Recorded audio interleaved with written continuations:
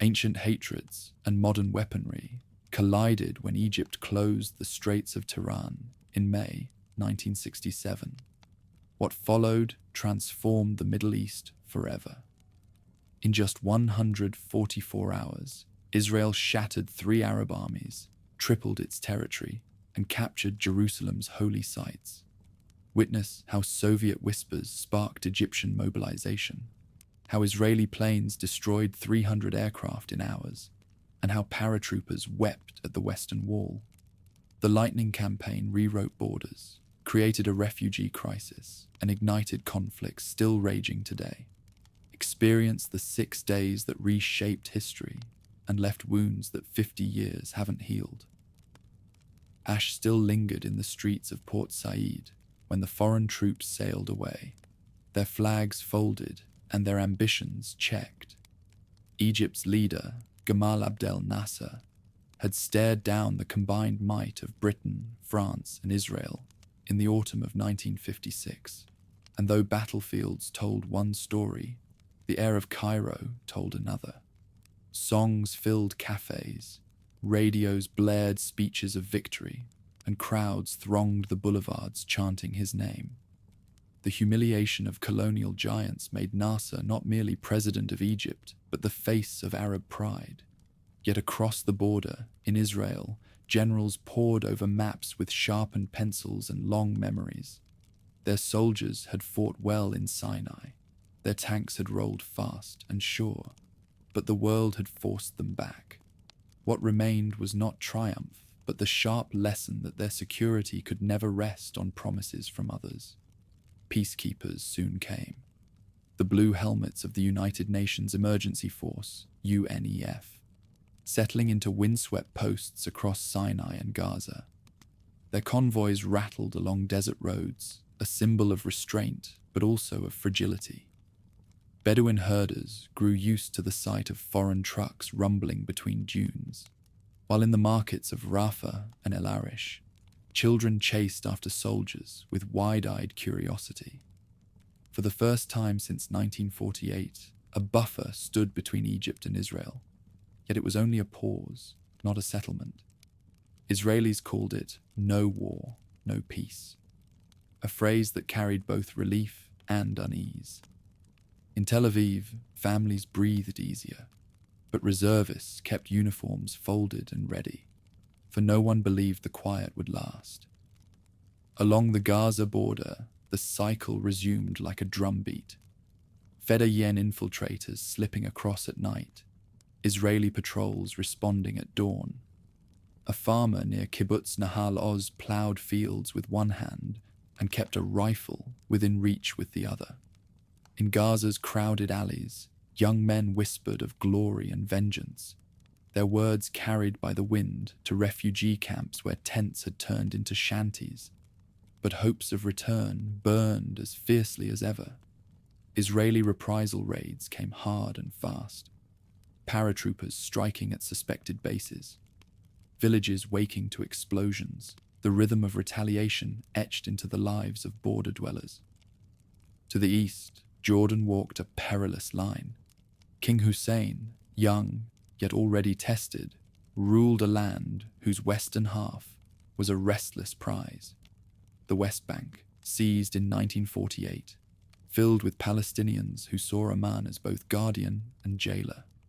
Hussein kept order through careful balance. His Arab legion patrolled the hills.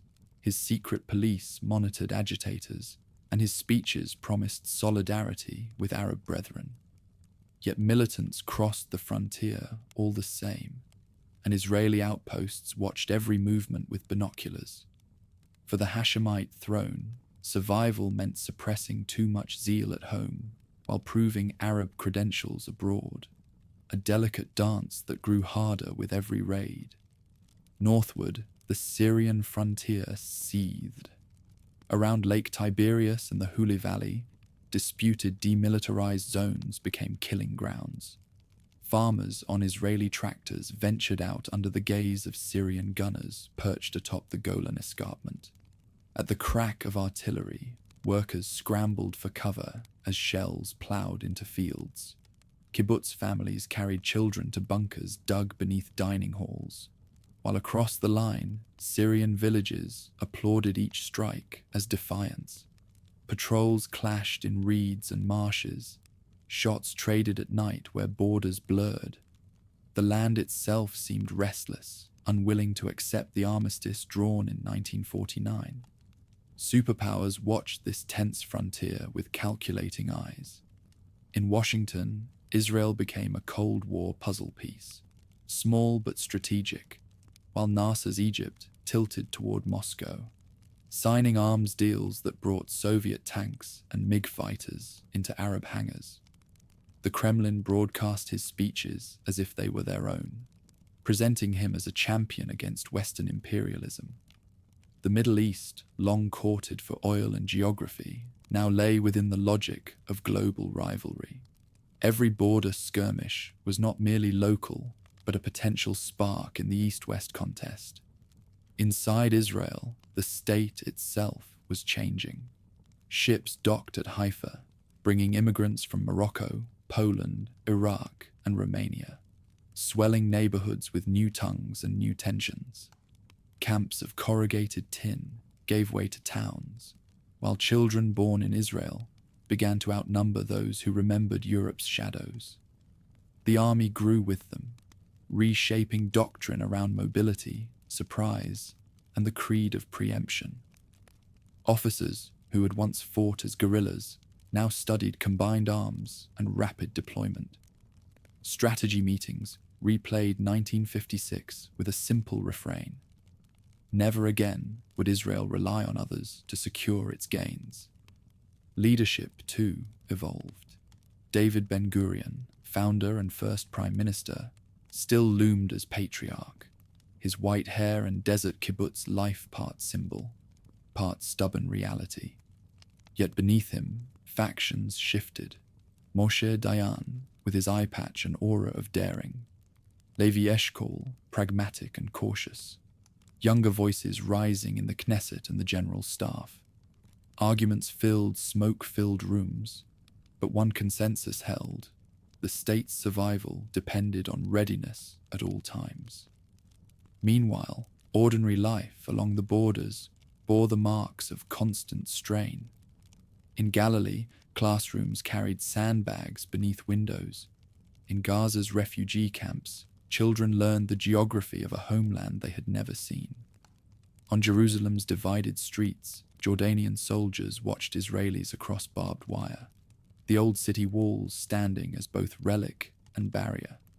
Pilgrims approached holy places with passes and permits, their prayers echoing through checkpoints. The War of 1948 had left scars unhealed, and each year after Suez only deepened them. By the early 1960s, the fragile balance held, but barely. Skirmishes erupted like brush fires, quickly doused, yet never extinguished. Nasser toured Arab capitals, hailed as champion of pan-Arabism, while Israel tested new jet aircraft over the Negev. In Damascus, radical officers sharpened their rhetoric, broadcasting vows to liberate Palestine. Across the region, radios carried speeches louder than artillery, but no less potent in stirring hearts. The quiet after Suez had stretched a decade, but beneath its surface, the ground trembled. As 1963 dawned, observers could sense the gathering storm. Nothing had been resolved, only deferred. Borders bristled, capitals schemed, and in every home from Cairo to Tel Aviv, from Amman to Damascus, people waited for the next strike. The uneasy decade was ending, and the fuse for something greater had already been lit.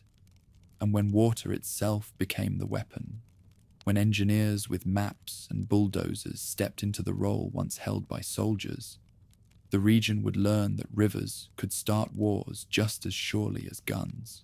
The desert had not quieted, but the rivers were louder. In 1964, the Jordan itself became a battlefield without bullets, its waters fought over like armies clashing on dry ground. Pipes, pumps, and bulldozers replaced rifles as instruments of strategy, and the flow of a river turned into a declaration of intent. For Israel, its national water carrier, gleaming with steel and concrete, was nothing less than lifeblood drawn from the Sea of Galilee, feeding fields and towns in the Negev. For the Arab states, it was theft in broad daylight, an act they swore to answer not with words alone, but with their own diversion projects. Engineers found themselves wearing the armor of warriors, standing behind surveying tripods as if behind machine guns. On the banks of canals carved by laborers, Syrian and Lebanese overseers watched muddy water surge into ditches that would rob Israel's carrier of its source. Photographs of bulldozers digging channels were splashed across Arab newspapers, triumphantly proclaimed as the first strike in a war of resources. In Israeli towns, the reaction was swift. Cabinet ministers convened, generals demanded action, and farmers imagined taps running dry. Patrols began to guard the pipelines like fortresses. Soldiers crouched in reeds while birds scattered overhead.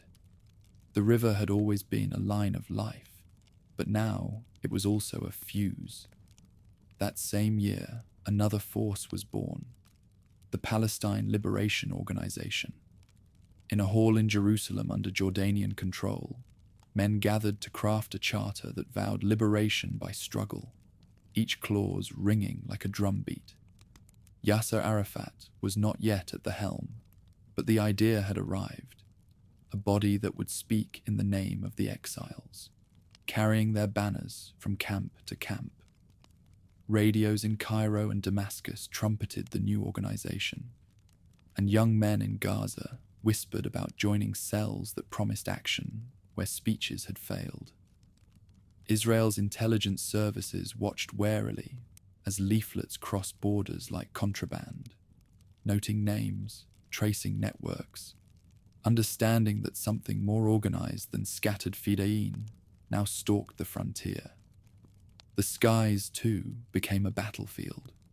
In 1964 and the years that followed, Syrian and Israeli jets tangled in high arcs above Galilee. Pilots who had once studied blueprints now traced vapor trails across the sky, each duel turning into theater for those watching below. Crowds in Damascus erupted in cheers when MiGs screamed overhead, but the cheers fell silent when they spiraled into the earth-trailing smoke. In Israeli towns, newspapers carried photographs of wreckage, proof of superiority, though funerals followed victories, reminding citizens that every clash bore cost. For both nations, each downed plane was more than metal. It was morale, prestige, and proof of resolve. Egypt watched, uneasy but drawn closer to Damascus. Nasser's speeches began to mention Syria more often, his rhetoric threading Arab capitals together in promises of unity. In meetings of the Arab League, the idea of a united Arab command was raised, envisioning coordination against Israel. Yet behind the grand speeches, the reality of divided interests remained. Jordanians feared being swallowed, Lebanese leaders hesitated. Iraqis sent words more than troops. Still, the image mattered. And on the airwaves, the language was uncompromising. Inside Israel's cabinet rooms, the debate grew sharper. Should retaliation be measured, confined to pinpricks meant to deter, or should it escalate until Damascus itself felt fire? Men like Levi Eshkol weighed the economy against the need to project strength, while generals argued that restraint was read only as weakness. The map of the border bristled with pins marking infiltrations, minefields, skirmishes. Decisions were made in hours, but consequences unfolded over years. Each reprisal risked widening the conflict, yet each act of patience risked encouraging the next raid. Meanwhile, life in villages near the borders became a form of endurance. Farmers in Galilee tilled fields under the gaze of Syrian gunners, always within sprinting distance of trenches. Bedouins in the Negev warned their children not to wander near tracks where infiltrators might pass. Along the Jordan Valley, patrols picked their way through reeds, wary of ambush, rifles at the ready as waterfowl burst from cover. On the other side, Arab villagers heard Israeli shells whistle across, homes shaking as warning shots became reality. In this theater, civilians were unwilling extras, enduring nightly gunfire as if it were the weather.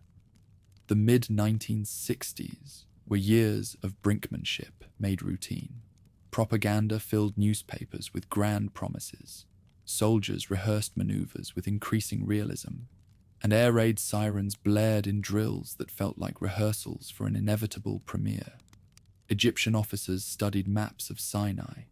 Syrian generals pored over the Golan escarpment, while Israeli planners rehearsed armored thrusts across open desert. War had not come. Not yet. But every side was preparing for the day when it would. By 1966, the line between skirmish and war had grown perilously thin. Israeli reprisals into West Bank villages sparked Jordanian protests. Syrian artillery answered Israeli plows, and funerals filled calendars in cities from Tel Aviv to Damascus. Radios shouted louder than artillery, promising liberation, revenge, and final victory. Yet beneath the speeches, beneath the parades and exercises, lay a truth all sides sensed. The storm was approaching, and when it broke, it would sweep faster than anyone imagined. The rivers had already been turned into weapons, and the skies filled with duels, but the spark that would ignite the region was yet to come. And when it did, it would not be from a farmer's field or a broken pipeline. It would come from Moscow's warnings, Cairo's ambition, and the chain reaction that would make May 1967 the most dangerous month the Middle East had ever seen.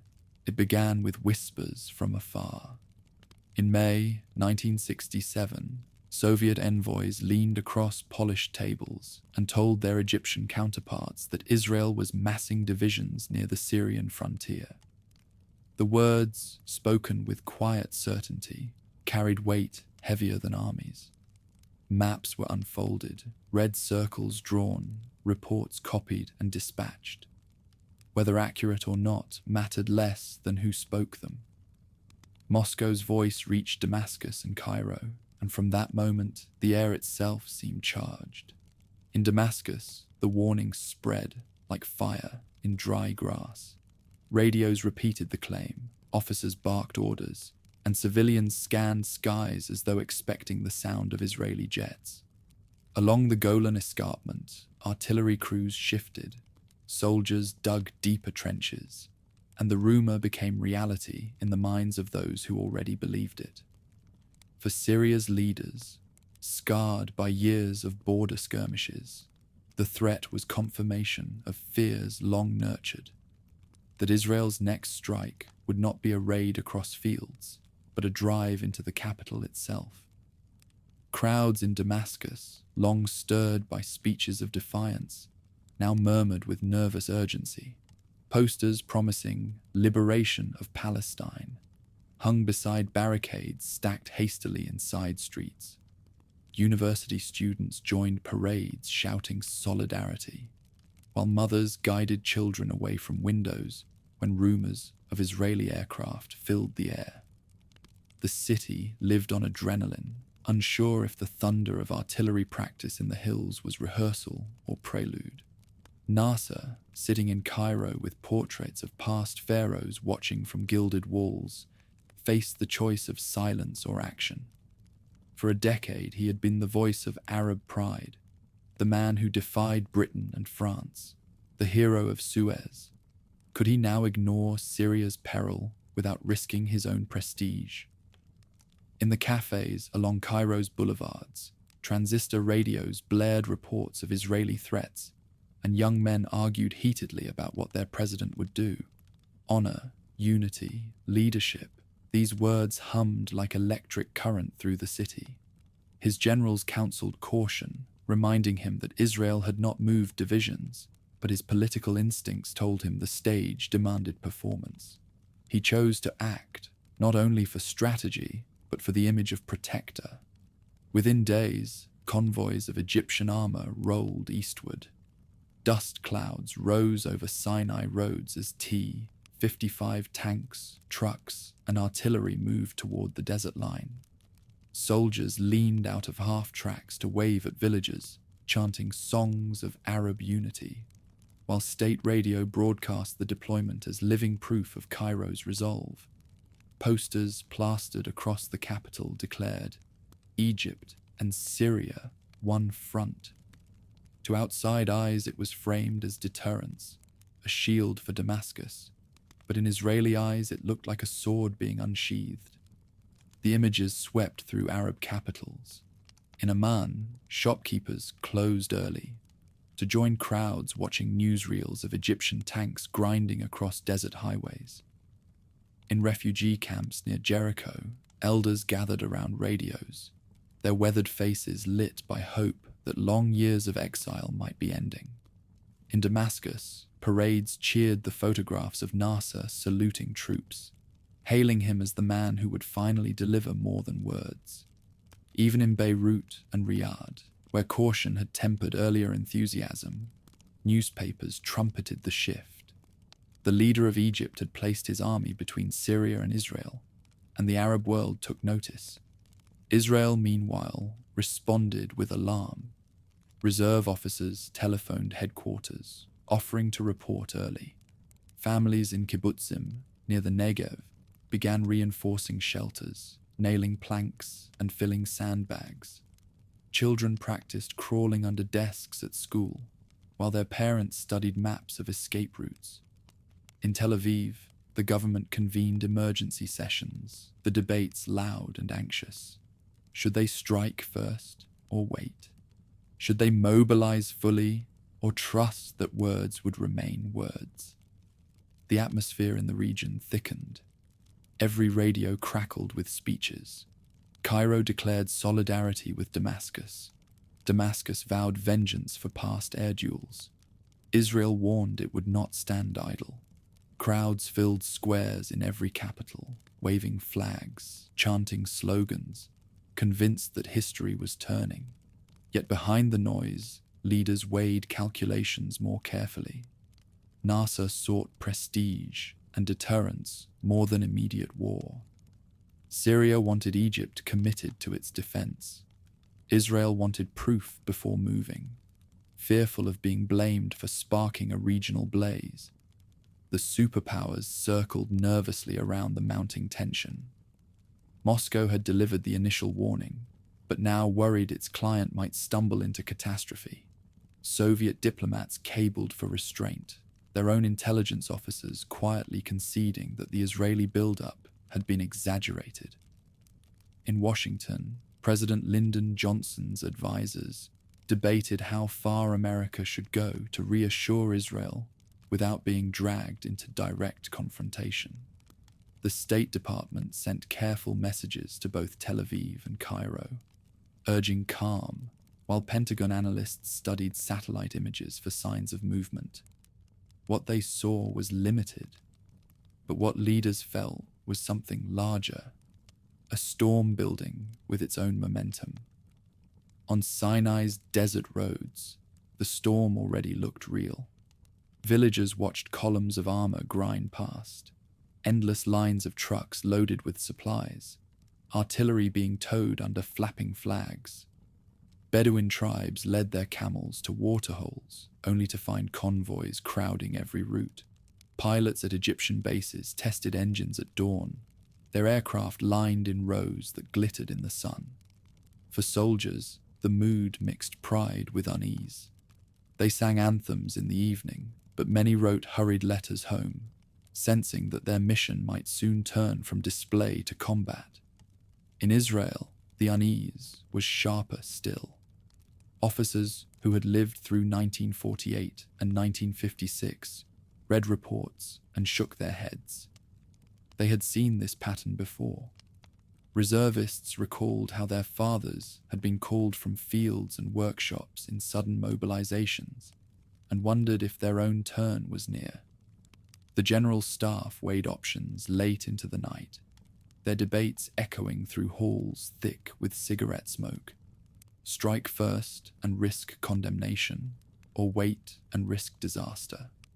No answer satisfied all.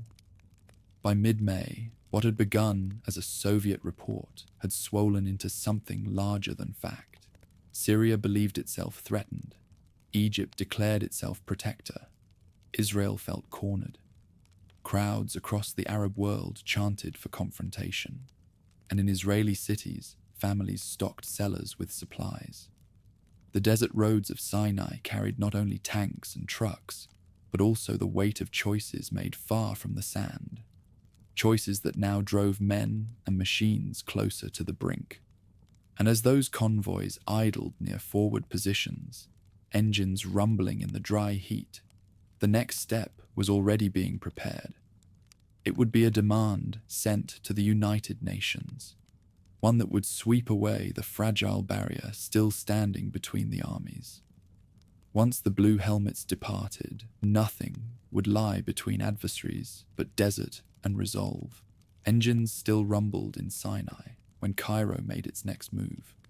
On May 16th, 1967, a letter arrived at United Nations headquarters from Egypt's government, politely but firmly requesting that the peacekeepers who had stood between armies for a decade now depart at once. It was a demand that carried more force than its paper and ink. For years, the blue helmets of UNEF had patrolled lonely desert outposts, their convoys rattling past dunes, their flags fluttering in hot winds. They had been a buffer, a symbol that neither side wished to test. Now, with a single request, that barrier was being swept away. In Gaza, UN soldiers looked on in disbelief as Egyptian officers arrived with official orders. Packing began immediately. Crates were loaded onto trucks, tents folded, radio towers dismantled. Within hours, positions that had taken months to establish were stripped bare. Local residents watched silently as the peacekeepers rolled westward, dust rising behind them, leaving the frontier as naked as it had been in 1956. For Israelis listening to radio reports, the news was like a chill across the spine. The thin line between armies had vanished overnight. Egyptian troops wasted no time filling the void. Tank brigades maneuvered into the very camps UNEF had vacated, and artillery was dragged into place on dunes that offered wide views across the frontier. Engineers hammered stakes, unfurled camouflage netting, and dug trenches under the Sinai sun. For miles, new belts of defense took shape, minefields marked with red flags, anti-tank ditches stretching across roads, sand berms rising like walls against the horizon. Along the Suez road, convoys stretched as far as the eye could see. In Cairo, state radio celebrated the expulsion of UNEF as a national triumph. Announcers declared that foreign guardians were no longer needed, that Egypt itself now stood guard over Arab soil. Crowds in Tahrir Square waved flags, chanting Nasser's name, while loudspeakers blared military marches. For Egyptians, it felt as if the humiliation of 1956 had finally been avenged. Yet for Israel, the move meant the return of a threat they had sworn never again to tolerate. Egyptian troops sitting astride their southern approaches. The reaction in Tel Aviv was swift. Cabinet ministers gathered in tense sessions as Chief of Staff Yitzhak Rabin and other generals presented maps covered in red arrows showing Egyptian concentrations. Reserve mobilization orders were issued quietly at first, then more broadly. Shopkeepers closed early, professors vanished from universities, and farmers handed fields to sons barely old enough to manage them. Buses carrying uniformed men sped southward. while the economy began to slow under the weight of thousands called to service.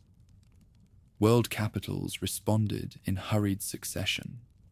In Washington, President Johnson's advisors debated how to maintain calm while avoiding the impression of abandoning an ally. In Paris, Charles de Gaulle expressed caution, while London called for restraint but offered no solution. Moscow, which had first sounded the alarm, now urged Egypt to avoid further escalation, though its words were muffled by ongoing shipments of arms. The corridors of diplomacy buzzed with cables and calls, but none could alter the facts on the ground. Sinai was filling with Egyptian armor. On May 22nd, the crisis deepened into casus belli. Egyptian authorities announced that the Straits of Tiran, the narrow waters leading from the Red Sea to Israel's port of Eilat, were closed to Israeli shipping. Patrol boats took up position, signals were flashed, and freighters bound northward were halted. For Israel, the act was not symbolic. In 1956, they had withdrawn from Sinai only after receiving international assurances that these waters would remain open. Now that promise lay shattered, the blockade was not just an inconvenience. It was a direct challenge to national survival. News of the closure spread quickly. In Eilat, port workers stared at idle cranes, realizing commerce had been strangled in an instant. Across Israel, radios carried the announcement, and the mood shifted from anxious to electric. Editorials demanded action. Veterans recalled past battles, and young reservists asked not if they would be called, but when. The phrase casus belli echoed through cafes and Knesset halls alike, binding together politicians who had disagreed on almost everything else. For Nasser, the closure was both gamble and gesture.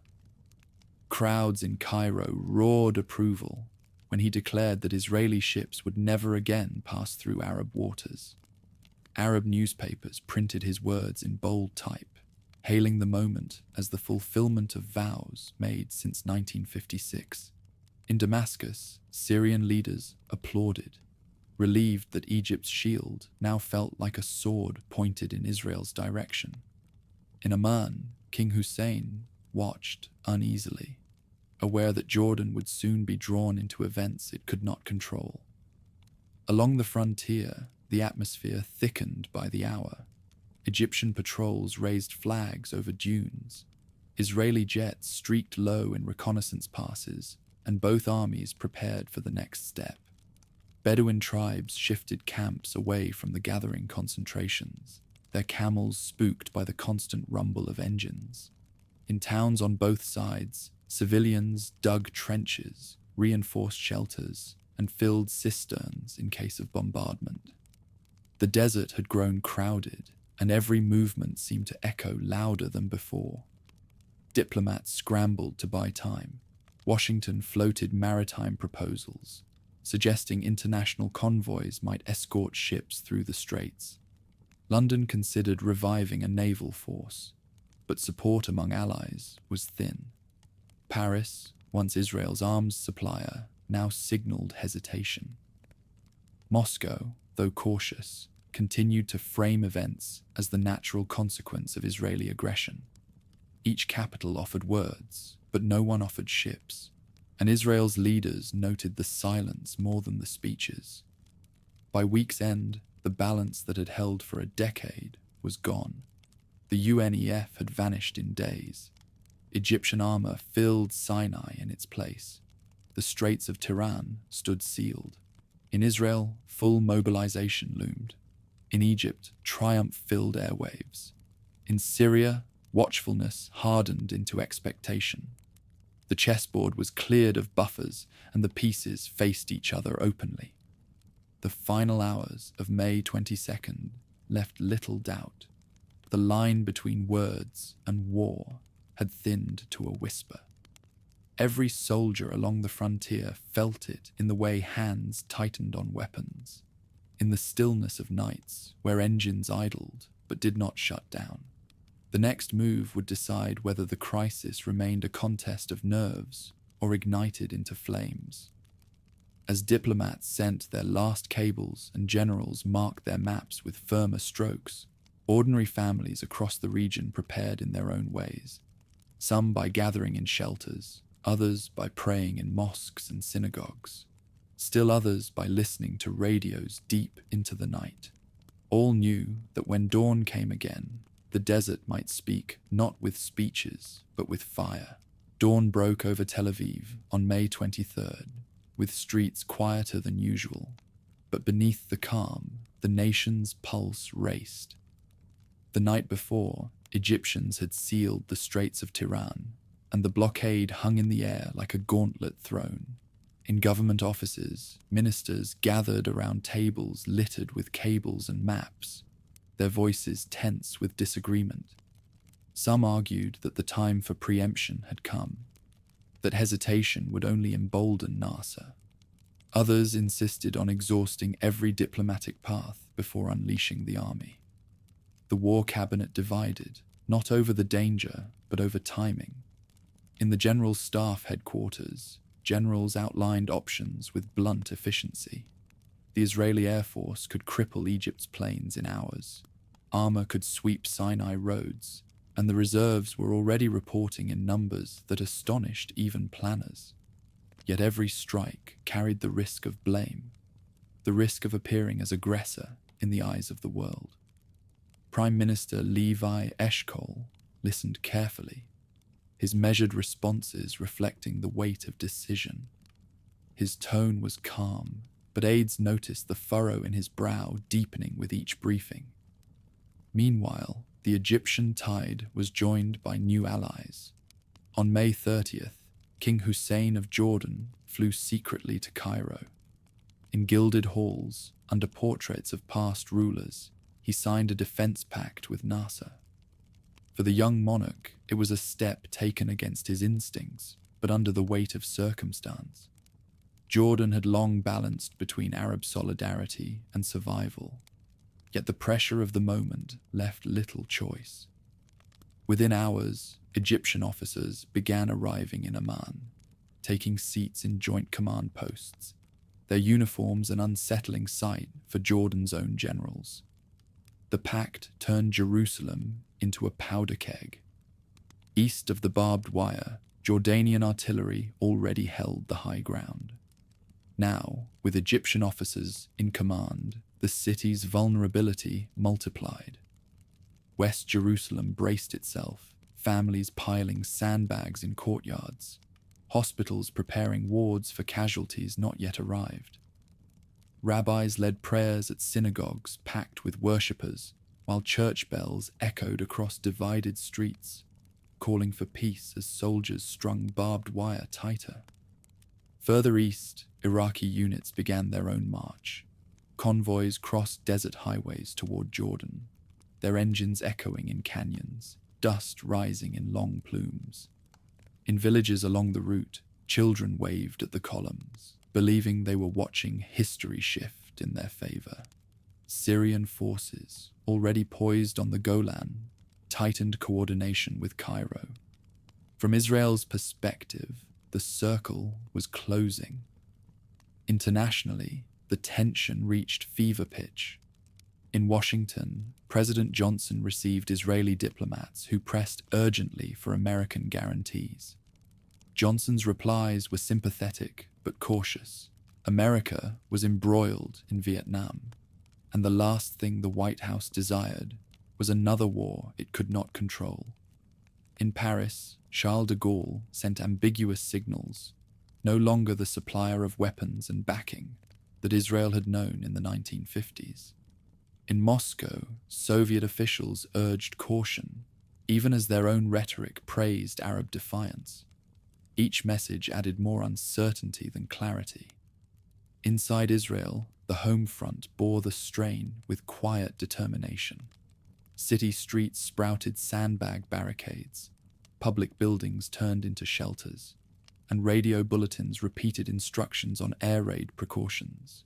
Families stored water, checked gas masks, and marked the nearest bomb shelters for their children. Posters urged calm, but the sight of buses packed with reservists spoke louder than official reassurances. For 2 weeks, ordinary life existed in the shadow of expectation. In Cairo, the mood was jubilant. Crowds filled squares, chanting that the liberation of Palestine was at hand. Nasser's speeches thundered from loudspeakers, promising that the Arab armies stood united.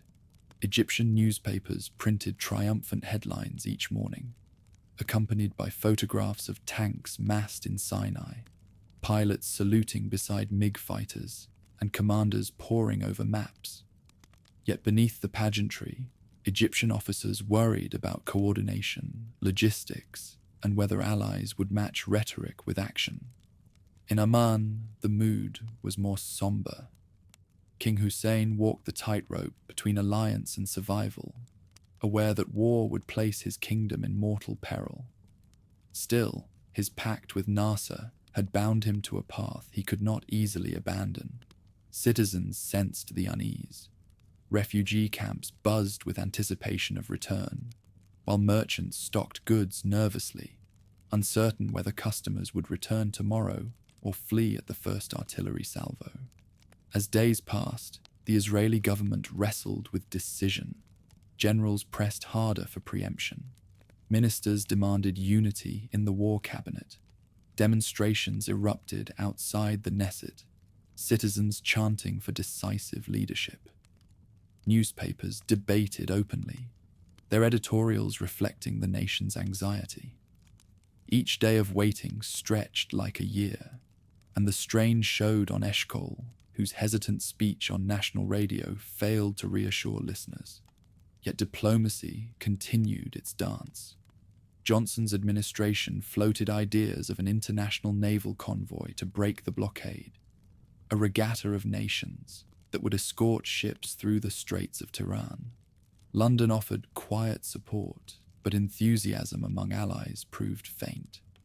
The plan remained more theory than promise, leaving Israelis doubtful that salvation would come by sea. In the refugee camps across the West Bank and Gaza, rumors spread faster than radio signals. Some whispered that Egyptian armor was already on the move. Others that Israeli jets would strike any day. At night, families gathered in circles, recounting stories of villages left behind in 1948, convinced that a return was imminent. Hope and fear mingled in equal measure, shaping expectations as surely as military orders. The final days before June were heavy with suspense. Israeli pilots flew endless patrols, scanning skies for the first strike. Egyptian columns dug deeper into Sinai, laying more mines, preparing positions. Syrian artillery crews adjusted sights on kibbutzim below, their guns silent but menacing. Along the Jordan River, patrols stared at each other across reeds, fingers on triggers, each side waiting for orders. When June arrived, the region felt like a coiled spring. Diplomats still spoke of peace, soldiers still dug trenches, and families still filled shelters. Yet beneath the routine of waiting, everyone sensed that the choice could no longer be deferred. The blockade remained, the armies faced each other, and the questions that filled cabinet rooms and command posts could no longer be postponed. And on the morning of June 5th, when dawn broke over the Mediterranean, the waiting ended, not with words or cables, but with the roar of engines rising from airfields and the shadow of wings sweeping low across the sea. Long before sunrise on June 5th, Israeli pilots stood in silence beside their aircraft. Engines slept, canopies gleamed faintly under floodlights, and mechanics moved with deliberate care across the tarmac. The order had been given at last. After weeks of debate, hesitation, and dread, the waiting ended in the dark hours before dawn. At 7:45 a.m., the most daring gamble in Israel's history would begin. Operation Focus. The plan had been rehearsed in whispers and maps for months. Nearly the entire Israeli Air Force would rise at once, flying low across the Mediterranean and the Red Sea, their radars switched off, their altitude barely higher than treetops. They would strike not cities, not barracks, but runways. The aim was not to destroy every aircraft in flight. It was to keep them grounded, helpless on shattered strips of concrete. If the attack succeeded, Egypt's vaunted air force, the largest in the Arab world, would be trapped on the ground.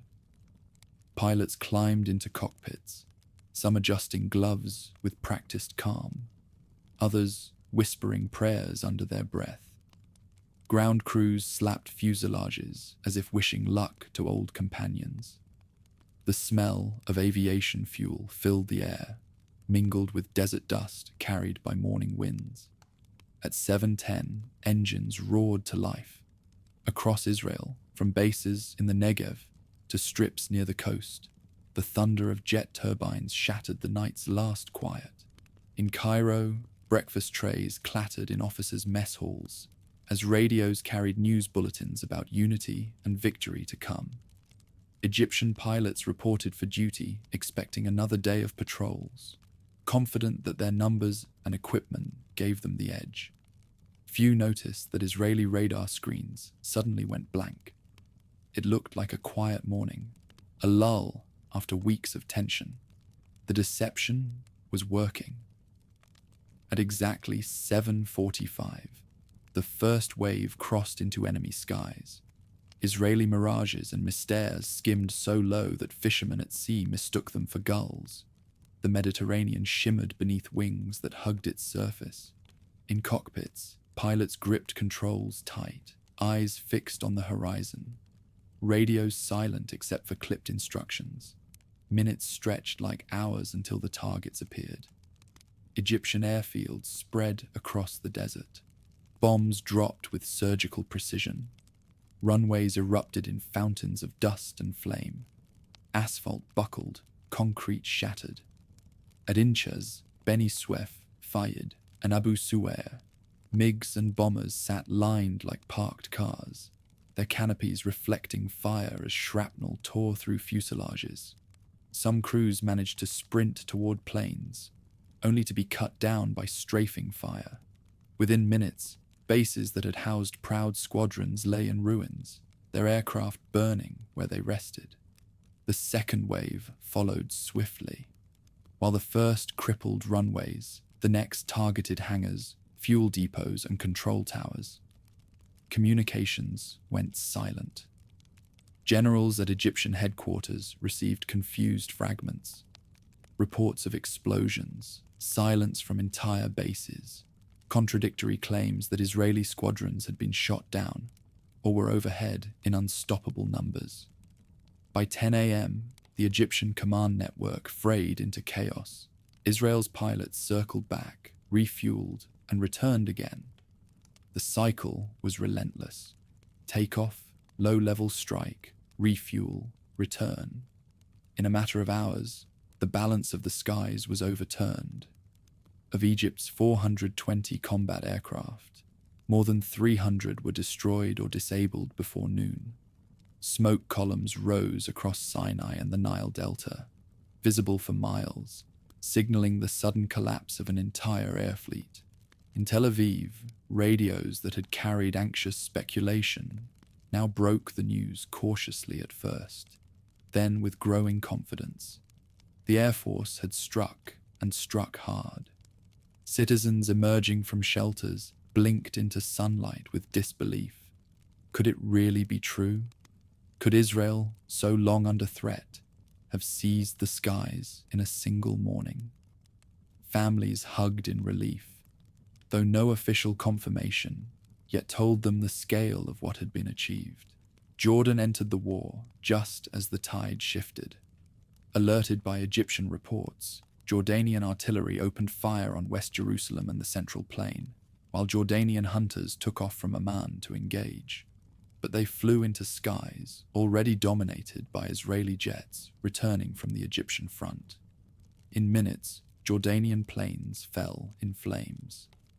The same fate awaited Syrian squadrons that attempted to scramble, only to find Israeli fighters descending on them as if from nowhere. By midday, the balance of air power in the entire region had flipped. In Cairo, panic seeped through corridors of command. Marshal Abdel Hakim Amer, Egypt's military strongman, issued contradictory orders: retreat, counterattack, defend, withdraw. Telephones rang unanswered as bases ceased to respond. Pilots who survived scrambled to relocate aircraft to improvise strips, but most never got airborne. Rumors of defeat spread faster than official communiques, carried by soldiers retreating, by smoke seen from villages, by silence from commanders. For Egyptian troops in Sinai, the change was immediate. The rumble of Israeli jets filled the sky, but no Egyptian planes came to answer. Columns that had once felt shielded now felt exposed. Convoys halted on roads. Soldiers craned necks skyward, waiting for bombs that seemed inevitable. The psychological blow was as devastating as the physical destruction. In Israel, commanders knew the gamble had paid off. By committing almost every plane to the attack, they had left their own skies nearly undefended for the crucial first hour. If Egypt had struck first, disaster would have followed. Instead, surprise held. The nation exhaled in relief, even as its ground forces prepared to move. The shield of air superiority was now theirs, and with it came the freedom to unleash armor and infantry. Morning faded into noon, with smoke still rising from shattered airfields across 3 countries. By the time the sun stood high, the war's first act was already written. The air balance had shifted from perilous parity to near total dominance. Tanks and troops on the ground looked up at skies where only Israeli jets roamed, their wings flashing silver as they circled above. Still, even in triumph, the stakes remained grave. The destruction of Arab air forces guaranteed neither easy battles nor quick victory. On Sinai's sand, Egyptian divisions still waited in their fortifications.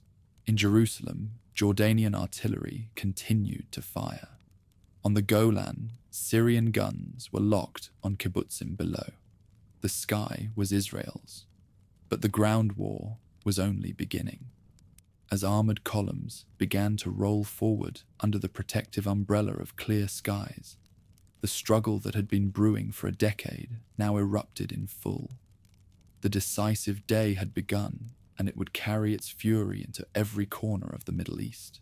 The morning sky belonged to Israel, and with it came the order for armor to move. Engines growled as columns of tanks and half-tracks surged across desert roads, their commanders confident now that the threat from above had been silenced. Sinai, long a buffer of shifting sands and fortified lines, braced for the shock of an assault that would decide the war's southern front. Egyptian divisions waited inside elaborate defenses.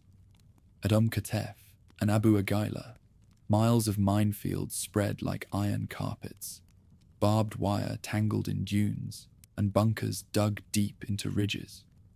Artillery pieces, concealed in revetments, stood ready to fire on any advance.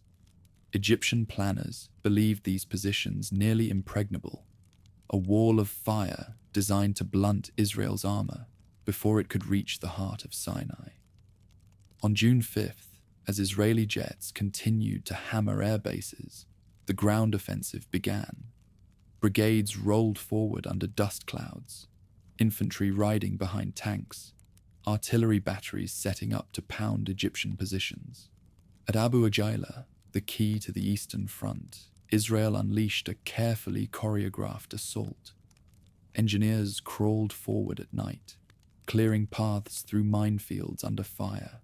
Infantry stormed trenches with grenades and bayonets, fighting hand-to-hand in choking dust and smoke. Overhead, flares turned the desert night into eerie daylight, casting long shadows of soldiers locked in close combat. Through the night of June 5th, into June 6th, the battle raged.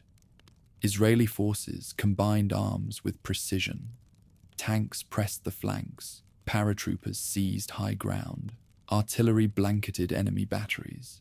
Egyptian defenders fought stubbornly, but confusion reigned as communication lines faltered and orders contradicted. By dawn on June 6th, the supposedly unbreakable fortress of Abu-Ageila lay shattered. Trenches littered with abandoned helmets and weapons testified to the ferocity of the fight. The breach was open. Once the eastern defenses collapsed, the pace quickened. Israeli columns poured through gaps, racing westward along desert roads. At Khan Yunis and Rafah, fighting flared as Egyptian units tried to hold Gaza's approaches. Street battles turned alleys into gauntlets, machine guns rattling from windows, while tanks blasted walls to clear the way. Civilians huddled in cellars, the thunder of battle shaking houses as soldiers darted through smoke-filled streets. By afternoon, resistance weakened and Israeli armor pressed beyond, linking up with forces advancing along the coastal road. The Gaza Strip itself became a whirl of clashes and withdrawals. Egyptian troops fell back under pressure, their convoys jammed on narrow roads, horns blaring as vehicles collided in panic.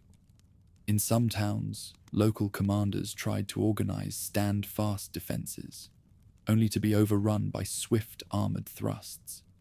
Israeli soldiers secured intersections, raising dust-stained flags over captured command posts, while prisoners lined up under guard, their faces blank with exhaustion.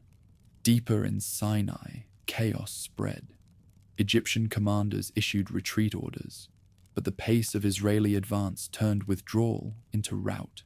Convoys jammed the desert highways, trucks loaded with soldiers and equipment, bumper to bumper, under blazing sun. When air raids descended, panic erupted. Drivers swerved off-road, vehicles overturned, weapons scattered across sand. Abandoned tanks smoldered by the roadside, their crews fleeing westward on foot. What had begun as orderly movement became an uncontrolled flood. At the Mitla and Gidi passes, the gateways through Sinai's central ridges, Israeli spearheads pressed hard. Tanks roared into canyons, their guns firing at retreating columns, while engineers worked frantically to clear wreckage, blocking the narrow routes. Each kilometer taken brought the army closer to the Suez road, the artery linking Egyptian forces to their homeland. By the evening of June 6th, spearheads stood poised within striking distance of that lifeline. Back at the front, the psychological tide had fully turned. Egyptian soldiers, once confident behind defenses, now felt abandoned. Rumors spread of collapsed air forces, of destroyed command posts, of orders issued and rescinded within minutes. Some units held firm, firing until ammunition ran out. Others melted into the desert, their weapons discarded in sand. Villagers along the Suez road watched stunned as defeated troops streamed past, their once proud convoys reduced to broken fragments.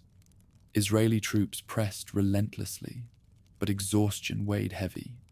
Many had fought without pause since dawn on the 5th, digging trenches, storming bunkers, and then chasing retreating forces for miles. Yet the momentum carried them forward. Officers urged speed, reminding men that every hour gained widened the breach and prevented Egyptian regrouping. Supply convoys rattled behind, bringing water and ammunition, while medics tended wounded in hastily cleared shelters. The victory at Abu-Ageila became legend within hours. Soldiers who had fought there spoke of night, turning to day under flares, of trenches taken yard by yard, of comrades falling beside them yet urging the advance. Commanders praised the battle as proof that training and coordination could break even the strongest fortifications. For Israel, it was more than a tactical win. It was a symbol that the war's outcome might truly tilt in their favor. By nightfall on June 6th, Sinai's eastern front was in tatters. Israeli columns stretched deep into the desert, their tracks etched across dunes toward the canal. Egyptian units streamed westward in disarray, equipment abandoned, morale crumbling. In Gaza, the sound of gunfire faded as towns came under Israeli control. The way lay open towards central Sinai, where the next decisive thrust would unfold. And as the desert echoed with the retreat of one army and the advance of another, the war widened elsewhere. In Jerusalem, artillery thundered, shells struck homes, and a new front opened in the city, holy to three faiths. While Sinai unhinged, another battle was beginning. One fought not in empty desert, but among stone walls and narrow streets. The war's first shock in the south had hardly subsided when Jerusalem felt its own eruption. By mid-morning on June 5th, Jordanian artillery opened up from the ridges to the east, their guns booming across the city's divided heart. Shells crashed into West Jerusalem, shattering windows and tearing holes in narrow stone streets. Smoke rose above neighborhoods that had waited tensely for days, and the holy city once more found itself a battlefield. Families fled to shelters, dragging mattresses and pots into cellars darkened by candlelight. In Kataman, a mother rushed her children down stairwells as plaster rained from ceilings. In Rehavia, old men muttered prayers as they huddled beside gas lamps. Schools that had tried to maintain routine emptied into trenches dug weeks before, teachers ushering children with urgent whispers as explosions rattled the ground. Hospitals shifted instantly to emergency footing, clearing corridors and bracing for the wounded they knew would come. At Hadassah, nurses laid out stretchers, the sounds of artillery mingling with the whir of generators. The barrage was not confined to neighborhoods.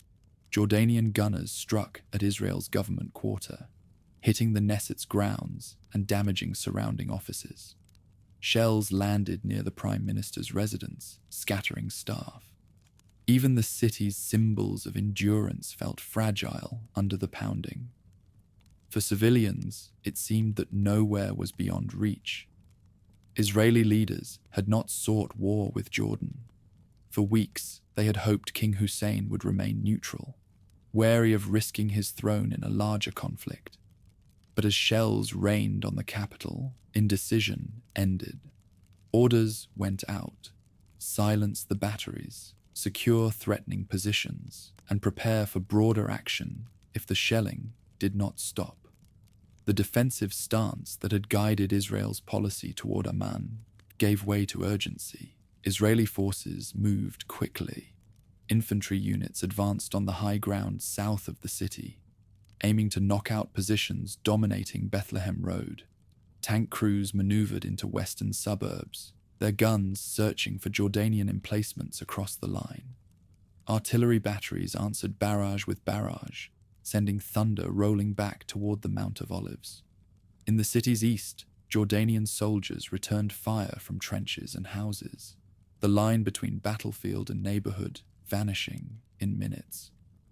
One key objective stood on a ridge just outside the city: Government House, the old British Mandate headquarters that the UN had used since 1948. Its location commanded views of the southern approaches, and Jordanian forces had fortified the grounds. Israeli troops stormed the ridge under fire, grenades and automatic bursts echoing across the valley. By midday, the position was theirs.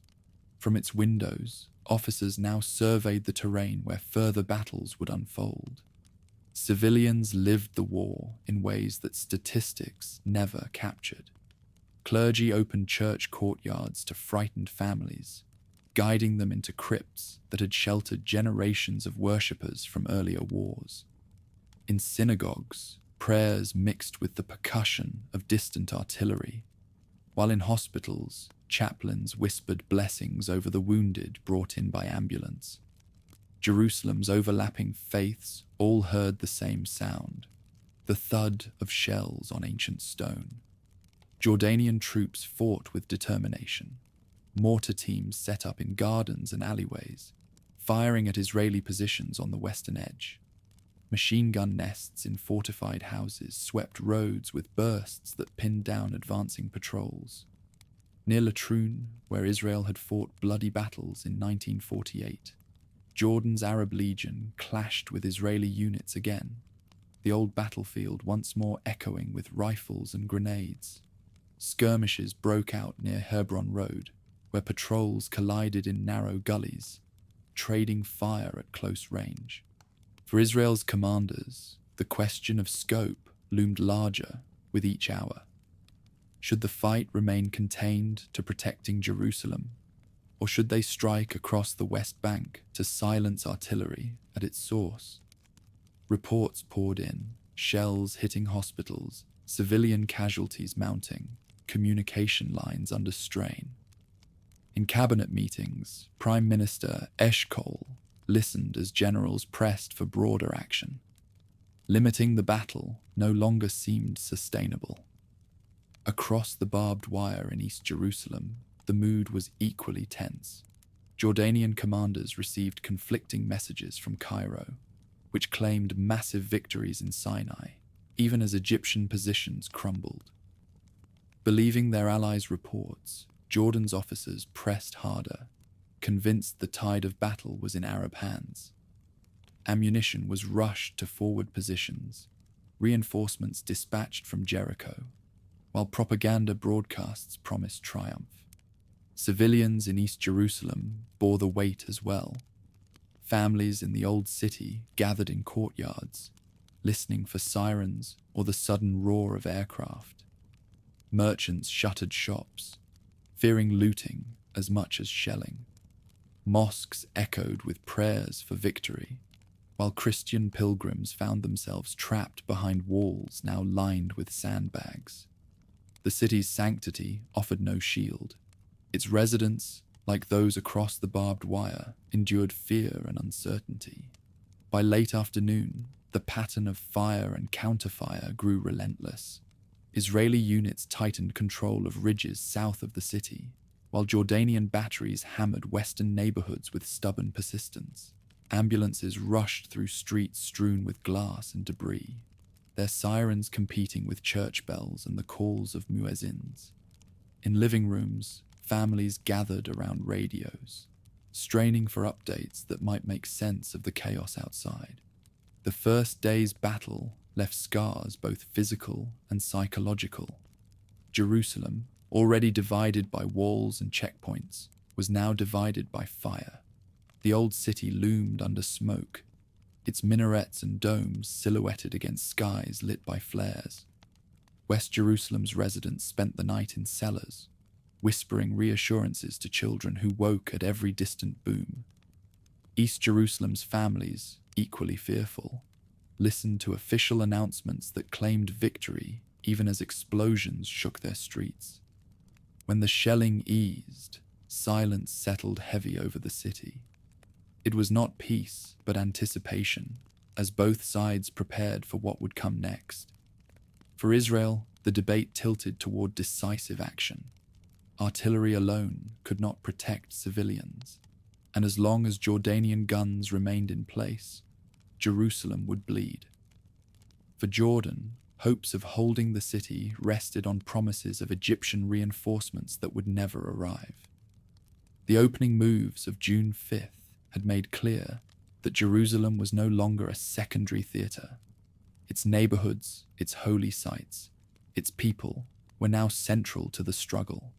The fight for control of the ridges and approaches was only the prelude. The next day would bring battles closer still, trench by trench and street by street, until the question of who held the city was answered not by shells but by soldiers. Night descended on Jerusalem with the sound of artillery still echoing among its valleys. Fires smoldered in western neighborhoods, and across the barbed wire, Jordanian guns remained active. Israeli commanders knew that defensive counterfire alone would not silence the threat. If the city was to be secured, they would need to strike at the fortified positions guarding its approaches. The strongest of these lay to the north. Ammunition Hill. Originally built by the British as a storage depot, Ammunition Hill had become a Jordanian stronghold. Trenches snaked across its slopes, bunkers reinforced with concrete and steel, and machine gun nests covered every approach. The position linked to Jordanian forces in the Sheikh Jarrah quarter and blocked the road to Mount Scopus, where an isolated Israeli enclave had sat cut off since 1948. Taking the hill was essential. Just before midnight on June 6th, Israeli paratroopers prepared for the assault. Their faces were streaked with dust and sweat, helmets strapped tight, weapons loaded. Commanders whispered final instructions over maps spread under dim lanterns. Each man knew the reputation of Ammunition Hill. Every trench, every bunker, every yard would need to be fought for by hand. At 2:30 a.m., the attack began. Artillery pounded the hill, shaking the ground with thunderous blasts. Under the barrage, infantry advanced, crawling through barbed wire and stumbling across craters. Machine guns opened from the Jordanian side, tracers cutting through the night. Grenades exploded in bursts of orange, lighting trenches filled with struggling figures. Paratroopers leapt into dugouts, bayonets and rifle butts swinging in desperate close combat. The battle devolved into a series of brutal clashes, fought at distances measured in steps. Israeli soldiers shouted orders over the roar, some calling for medics, while others pressed forward, regardless of losses. Jordanian defenders counterattacked fiercely, their discipline holding despite the bombardment. Many positions changed hands more than once before dawn. Hours dragged by in a haze of smoke, shouts, and gunfire. By morning, Ammunition Hill was a scarred ruin. Bodies lay in trenches, helmets scattered across sandbags blackened by smoke. Israeli troops stood exhausted, faces smeared with grime, weapons nearly empty. 70 paratroopers had fallen in the fight, but the stronghold was theirs. With it, the road to Mount Scopus reopened, and the northern barrier to East Jerusalem was cracked. Survivors spoke in hushed tones of comrades lost in hand-to-hand struggle, the hill's silence afterward more haunting than its noise. Elsewhere, Israeli forces tightened their grip around the city. Units advanced from the north through French Hill, encircling neighborhoods east of the old city. To the south, troops moved from Government House Ridge toward Abu Tor, securing approaches to the southern walls. Step by step, the ring around East Jerusalem closed. Jordanian resistance remained determined, but communication faltered as Israeli pressure increased on multiple fronts. Within the city, civilians endured terror on both sides of the divide. In West Jerusalem, families ventured from shelters to fetch water, listening for the thud of shells that might fall again at any moment. In East Jerusalem, residents heard firefights echoing closer, saw soldiers digging in along streets, and feared what the next day would bring. Priests prayed in candlelit chapels. Imams urged calm from minarets, while the walls of the old city loomed in silence, their gates sealed against the encroaching war. On the morning of June 7th, Israeli commanders made the fateful decision. The old city itself would be taken. Orders spread quickly. Paratroopers were to enter through Lion's Gate. Soldiers assembled at St. Stephen's Gate Road, their nerves taut, aware of the weight of history pressing upon their mission. For many, the idea of stepping into the old city's alleys, closed to Israelis since 1948, was almost unimaginable. At first light, the advance began. Tanks rolled forward to provide covering fire, their guns booming against Jordanian strongpoints. Paratroopers dashed through the gate under fire, spilling into the narrow streets beyond. Stone houses amplified every sound. The crack of rifles, the crash of explosives, the echo of shouted commands. Residents peered through shutters, some fleeing into basements, others frozen in fear as soldiers surged past. Step by step, the troops advanced through winding alleys toward the Temple Mount. Machine guns fired from windows, forcing soldiers to storm buildings, room by room. Grenades echoed in courtyards where fig trees grew, their branches shaken by shock waves. The smell of dust and smoke clung to every breath, yet the momentum never faltered. Within hours, resistance thinned, Jordanian forces retreating toward the city's western exits. By mid-morning, Israeli soldiers reached the Haram al-Sharif. The dome of the rock shimmered under a sky cleared of smoke, its golden surface reflecting the light of dawn. Commanders ordered strict restraint. No fire within the holy compound, no desecration of sacred ground. Troops secured perimeters carefully, mindful of the sanctity that drew billions of prayers. From there, they pressed toward the western wall. When paratroopers finally stood before the ancient stones, silence fell among them. Helmets were removed, rifles lowered. Some pressed hands to the wall, others wept openly, their shoulders shaking with emotion after 2 decades of separation. Rabbis hurried forward, blowing shofars, reciting blessings. Soldiers scribbled notes and placed them between the stones, mingling prayers with dust still falling from artillery strikes. For a moment, the noise of war gave way to awe. In the old city's quarters, the transition was swift. Israeli troops established security cordons, guiding civilians through checkpoints, posting guards at holy sites. Religious leaders met with officers to guarantee access and prevent desecration. The Mughrabi quarter, pressed against the wall, was cleared in the days that followed to open space for worshippers, its centuries-old homes giving way to bulldozers under the eyes of stunned residents. For Jordan, the fall of Jerusalem marked a devastating blow. Commanders issued retreat orders across the West Bank, sensing that defense of the city was impossible. King Hussein, once reluctant to enter the war, now faced the loss of its most cherished jewel. Radios in Amman announced defiance, but soldiers and civilians alike understood the reality. The old city, after 19 years, was no longer theirs. By evening, on June 7th, the battle for Jerusalem was finished. The guns fell silent. The city, divided since 1948, now joined under one authority. Streets were scarred, houses ruined, and families grieving, yet history had turned a page in the space of 2 days. For Israel, it was a triumph mingled with sorrow. For Jordan, a wound that cut deep.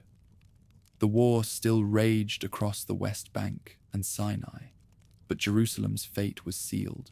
When the old city's gates fell on June 7th, Jerusalem was no longer the only prize in sight.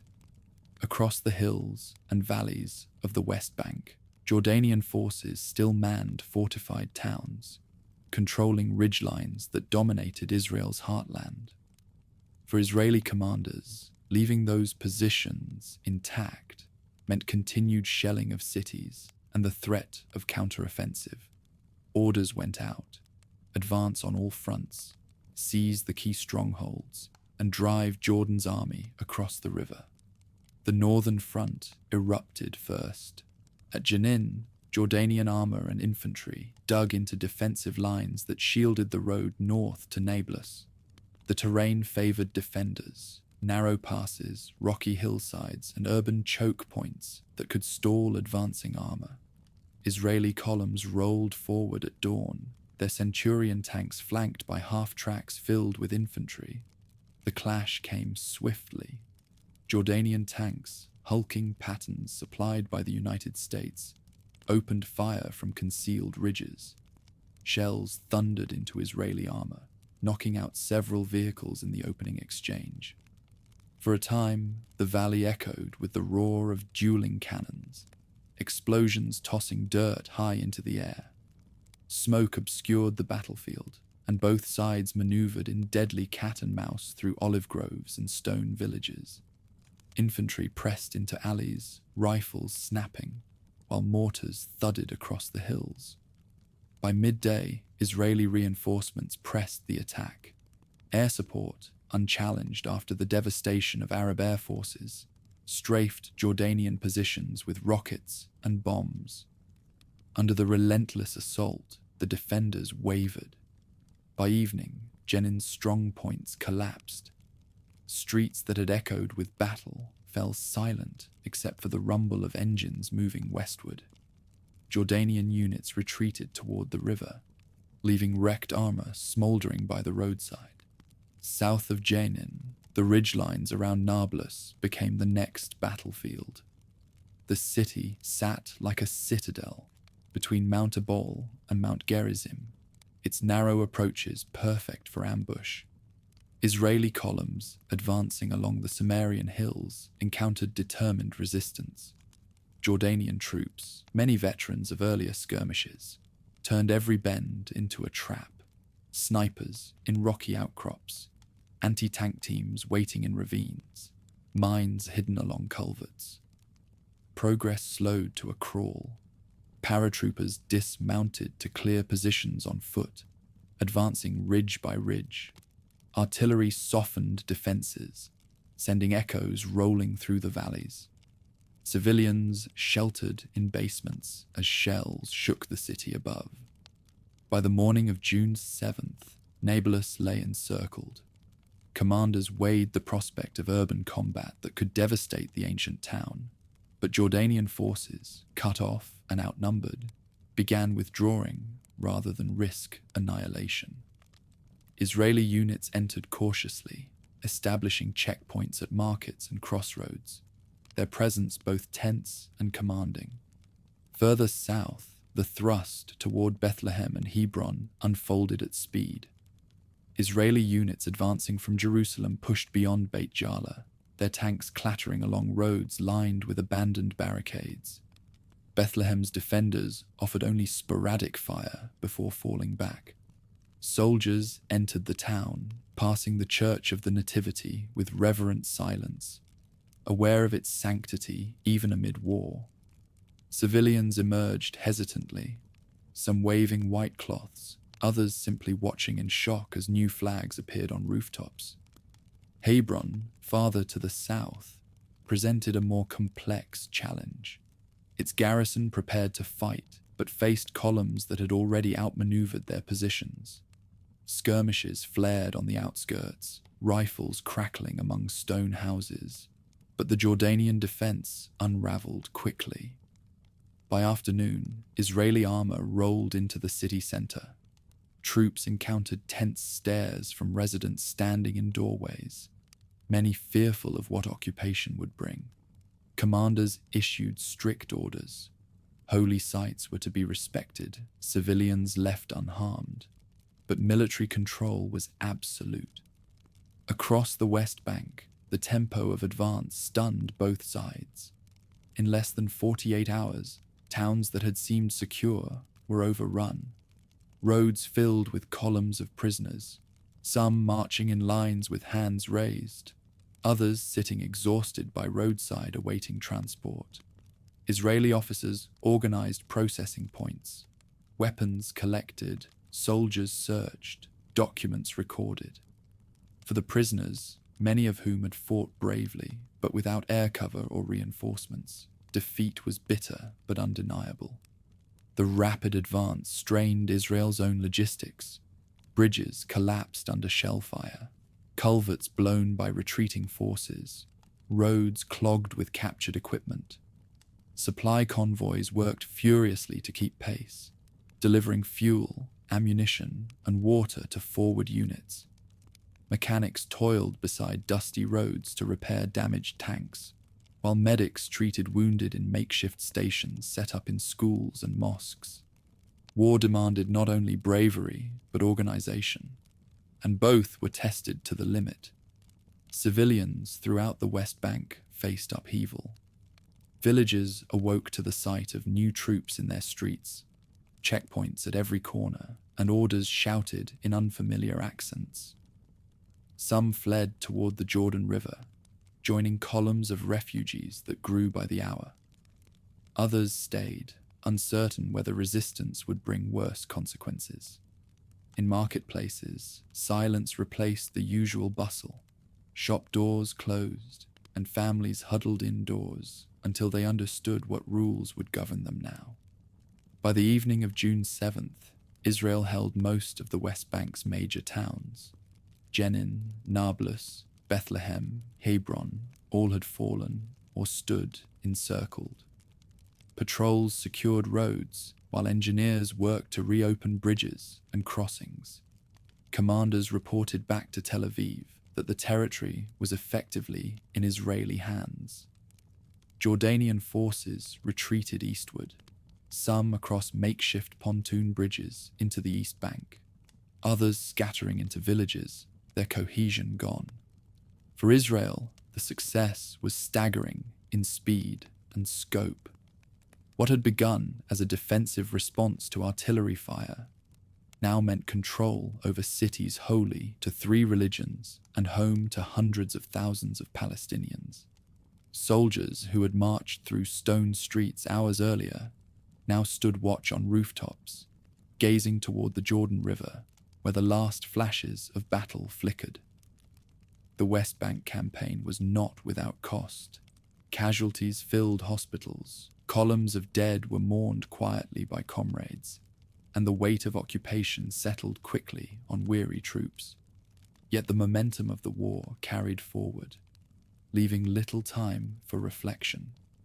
Orders came to prepare for the next stage, for Sinai still smoldered, and elsewhere the war's tide had not yet reached its crest. The roads of Sinai told the story before communiques reached the capitals. Burned-out trucks lay scattered along the asphalt, rifles abandoned in ditches, boots and helmets left behind by men who fled westward without looking back. Israeli columns pressed relentlessly across the desert, their tanks cutting through the chaos of retreating Egyptian units. Soldiers who had begun the week with confidence now streamed toward the Suez Canal in disarray, their formations shattered by airstrikes and armored thrusts. At Abu-Ageila and along the coastal road, the previous day's battles had already broken Egypt's defensive belt. Now, with skies firmly under Israeli control, the retreat turned into collapse. Convoys jammed the narrow causeways, engines overheating under the desert sun. Pilots swooped low to strafe vehicles, scattering troops into the sand. Entire battalions dissolved as men abandoned equipment and sought refuge in the vast emptiness. The proud divisions that had entered Sinai with drums and fanfare were reduced to fragments stumbling west. Amid the rout, Israeli spearheads surged forward. One column raced toward the Mitla and Gidi passes, blasting aside stragglers and wreckage to seize the gateways into central Sinai. Another advanced southward along the coastal highway, aiming for Sharm el-Sheikh at the tip of the peninsula. Commanders urged speed, knowing that every hour mattered. The sooner they reached the canal and the Straits, the sooner Egypt's capacity to fight would vanish. At Sharm el-Sheikh, Egyptian defenders clung to rocky outcrops overlooking the Straits of Tiran. The narrow waters, closed by Nasser on May 22nd, had sparked the war. Now they became its symbol. Israeli paratroopers landed nearby, supported by naval vessels offshore. The defenders fought hard but were overwhelmed. By the afternoon of June 7th, the tricolour flag of Israel flew above the Straits. Ships in Eilat received the signal. The maritime lifeline was open once more. In Cairo, the mood turned from triumph to despair in a matter of hours. Only days earlier, radio broadcasts had declared Egyptian victories, speaking of Tel Aviv in flames and Israeli forces retreating in panic. Now, the truth became undeniable. Reports flooded in of shattered divisions, missing commanders, and an enemy advancing almost unopposed. Crowds gathered in public squares, their chants of defiance replaced by stunned silence. Families searched lists for news of sons and brothers who had not returned from Sinai. Inside the high command, confusion reigned. Field Marshal Abdel Hakim Amer, Nasser's trusted ally, issued frantic orders, some demanding counterattacks, others calling for retreat. Commanders on the ground, cut off and disoriented, often received conflicting instructions within minutes. Telephone lines buzzed with contradictory messages, while telegraphs carried pleas for reinforcements that no longer existed. It was the unraveling of an army in real time. By June 8th, Israeli tanks reached the western edge of Sinai, their treads grinding to a halt on the banks of the Suez Canal. Soldiers gazed across the water at the factories and cities of Egypt proper. The war had carried them farther than they had dared imagine only days before. Behind them lay hundreds of miles of desert, now strewn with wreckage, evidence of a decisive victory, but also of the scale of destruction. That same day, Egypt agreed to a ceasefire. Orders went out for guns to fall silent, but compliance was uneven. In some sectors, Egyptian units continued to fire as they retreated, either unaware or unwilling to accept the collapse. Skirmishes flared, even as white flags rose elsewhere. Israeli troops advanced cautiously, wary of ambushes in the final hours. By evening, Sinai was effectively under Israeli control. Far from the desert, another drama unfolded at sea. On June 8th, the USS Liberty, an American signals intelligence ship, cruised in international waters off the Sinai coast. Its antennas bristled skyward, intercepting the chatter of war. Shortly after noon, Israeli aircraft mistook the vessel for an enemy ship. Attack jets swooped down, unleashing rockets and cannon fire. Within minutes, the Liberty was ablaze. Torpedo boats joined the assault, one weapon ripping a massive hole in the hull. Desperate crewmen fought to save their ship. Fires raged below decks. Sailors carried wounded comrades to improvised aid stations, and distress calls crackled across radios. Only belatedly did Israeli command realize the mistake. The attack ceased, and frantic messages of apology followed. The toll, however, was grievous. 34 Americans killed, more than 170 wounded. Diplomatic cables flew instantly between Washington and Tel Aviv, anger and regret colliding in hurried exchanges. The incident threatened to overshadow battlefield triumphs, reminding all how easily confusion could ignite greater conflagrations. Back in Sinai, Israeli troops confronted the aftermath of victory. Miles of highways were lined with destroyed vehicles, the air heavy with smoke and the stench of fuel. Prisoners of war gathered in vast encampments, many dazed and silent, others demanding water in the parched heat. Medics moved among them, tending wounds with hurried efficiency. For Israeli soldiers, the sight was both exhilarating and sobering, proof of overwhelming success, yet also of the human cost etched into every abandoned boot and burned-out truck. Civilians in the region faced upheaval as well. Bedouin tribes who had lived along the peninsula's sparse oases found themselves caught between armies. Some fled deeper into the desert, while others cautiously approached Israeli convoys, seeking safety. At Sharm el-Sheikh, fishermen ventured back to the shore, watching warily as soldiers patrolled rocky beaches where tanks now stood. The rhythms of ordinary life would not return soon. By the close of June 8th, Egypt was out of the war. Its air force lay in ruins, its army scattered, its territory across Sinai occupied. For Israel, the strategic threat from the south had been neutralized with a speed that astonished even its own commanders.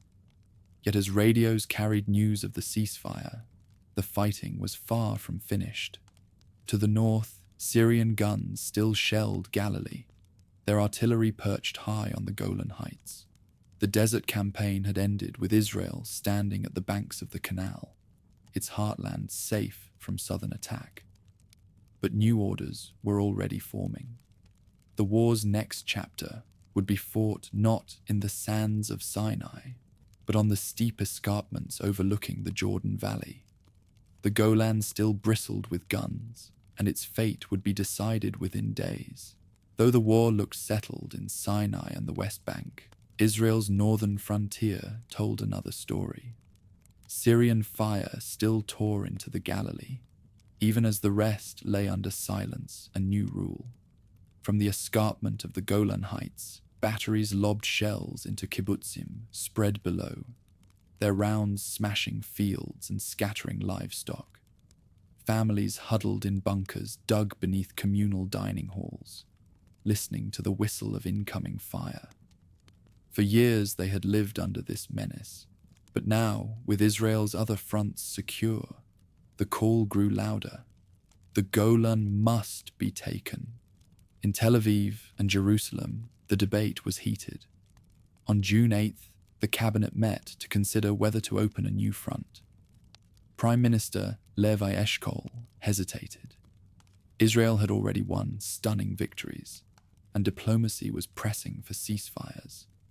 Opening a fresh offensive risked international censure, even Soviet intervention. Yet generals argued fiercely that leaving the Golan untouched meant condemning Galilee to remain under the shadow of artillery. Yigal Allon, Moshe Dayan, and others presented maps showing the narrow strip of land at Israel's northern edge, a valley overlooked entirely by Syrian positions. Every tractor ploughing a field, every child walking to school, lay in sight of gunners perched above.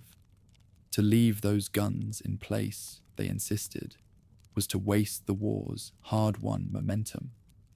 Reports from villages below reinforced the urgency. Farmers described shells cutting irrigation lines, homes collapsing in bursts of smoke. Children were carried to shelters at the sound of warning horns, emerging hours later to find orchards shredded. Each story reached the cabinet, weighing heavily on the ministers. After long argument, Dayan delivered the final push. With the south secured and the center won, the time had come to break the last threat. Orders were given. The Golan would be attacked. The operation posed enormous challenges.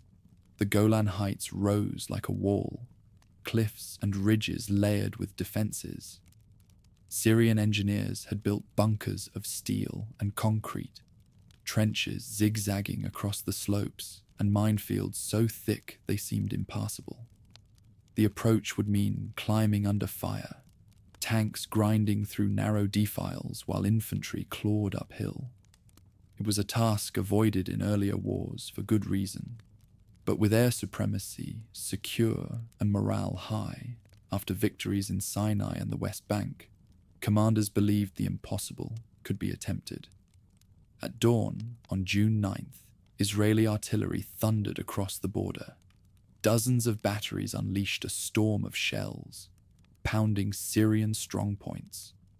The bombardment shook the ground from Kiryat Shmona to the Sea of Galilee, plumes of smoke rising like dark pillars over the heights. Syrian communication lines snapped under the barrage, their command posts rattled by direct hits. As the guns spoke, infantry and armor surged forward. The assault unfolded with ferocity. Tanks clanked into minefields, engineers racing ahead to clear lanes under fire. Bulldozers pushed aside barbed wire while sappers detonated charges to open paths. Infantry scrambled up steep inclines, rifles slung as they clawed over rocks, bullets whistling past. Syrian machine guns spat from pillboxes, tracers streaking down slopes. Every meter gained came at heavy cost, soldiers falling beside comrades who pressed forward regardless. Tel Faher became the battle's crucible. The strong point crowned a hilltop, its trenches interlocking, bunkers reinforced, and fields of fire commanding every approach. Israeli paratroopers attacked in waves, grenades and satchel charges clearing positions one by one. Hand-to-hand combat broke out in the twisting trenches. Rifles used as clubs, bayonets flashing in the dim light of smoke and dust. Hours dragged on as the hill changed hands multiple times. Finally, after relentless pressure, the defenders broke. The hill was scarred, littered with helmets and shattered weapons, but it was taken. Nearby, at Tel Azaziat, another fortress fell after brutal fighting. Airstrikes cratered the defenses, and armored units clawed their way up under cover of smoke. Syrian soldiers fought stubbornly, some refusing to retreat until overwhelmed. When the position finally fell, Israeli commanders could look down from the captured bunkers into the valleys below, the guns that had tormented Galilee now silent. For the civilians who had endured years of shelling, the change was immediate. Families emerging from shelters in kibbutzim watched smoke curling above the heights and realized the guns were being silenced. Some wept openly, relief pouring out after decades of fear. Farmers walked fields still smoldering with shell fire, daring to imagine that their children might one day play outside without running for cover.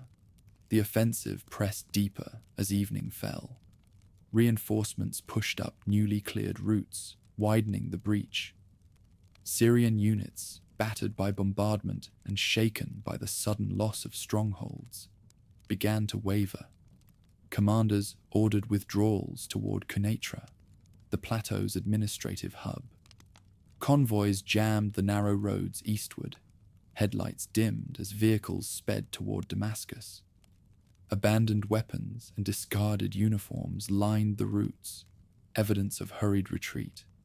June 10th brought the climax. Israeli forces advanced in strength, armored columns grinding across the plateau. Villages stood eerily quiet, their inhabitants fled or hiding behind shuttered windows.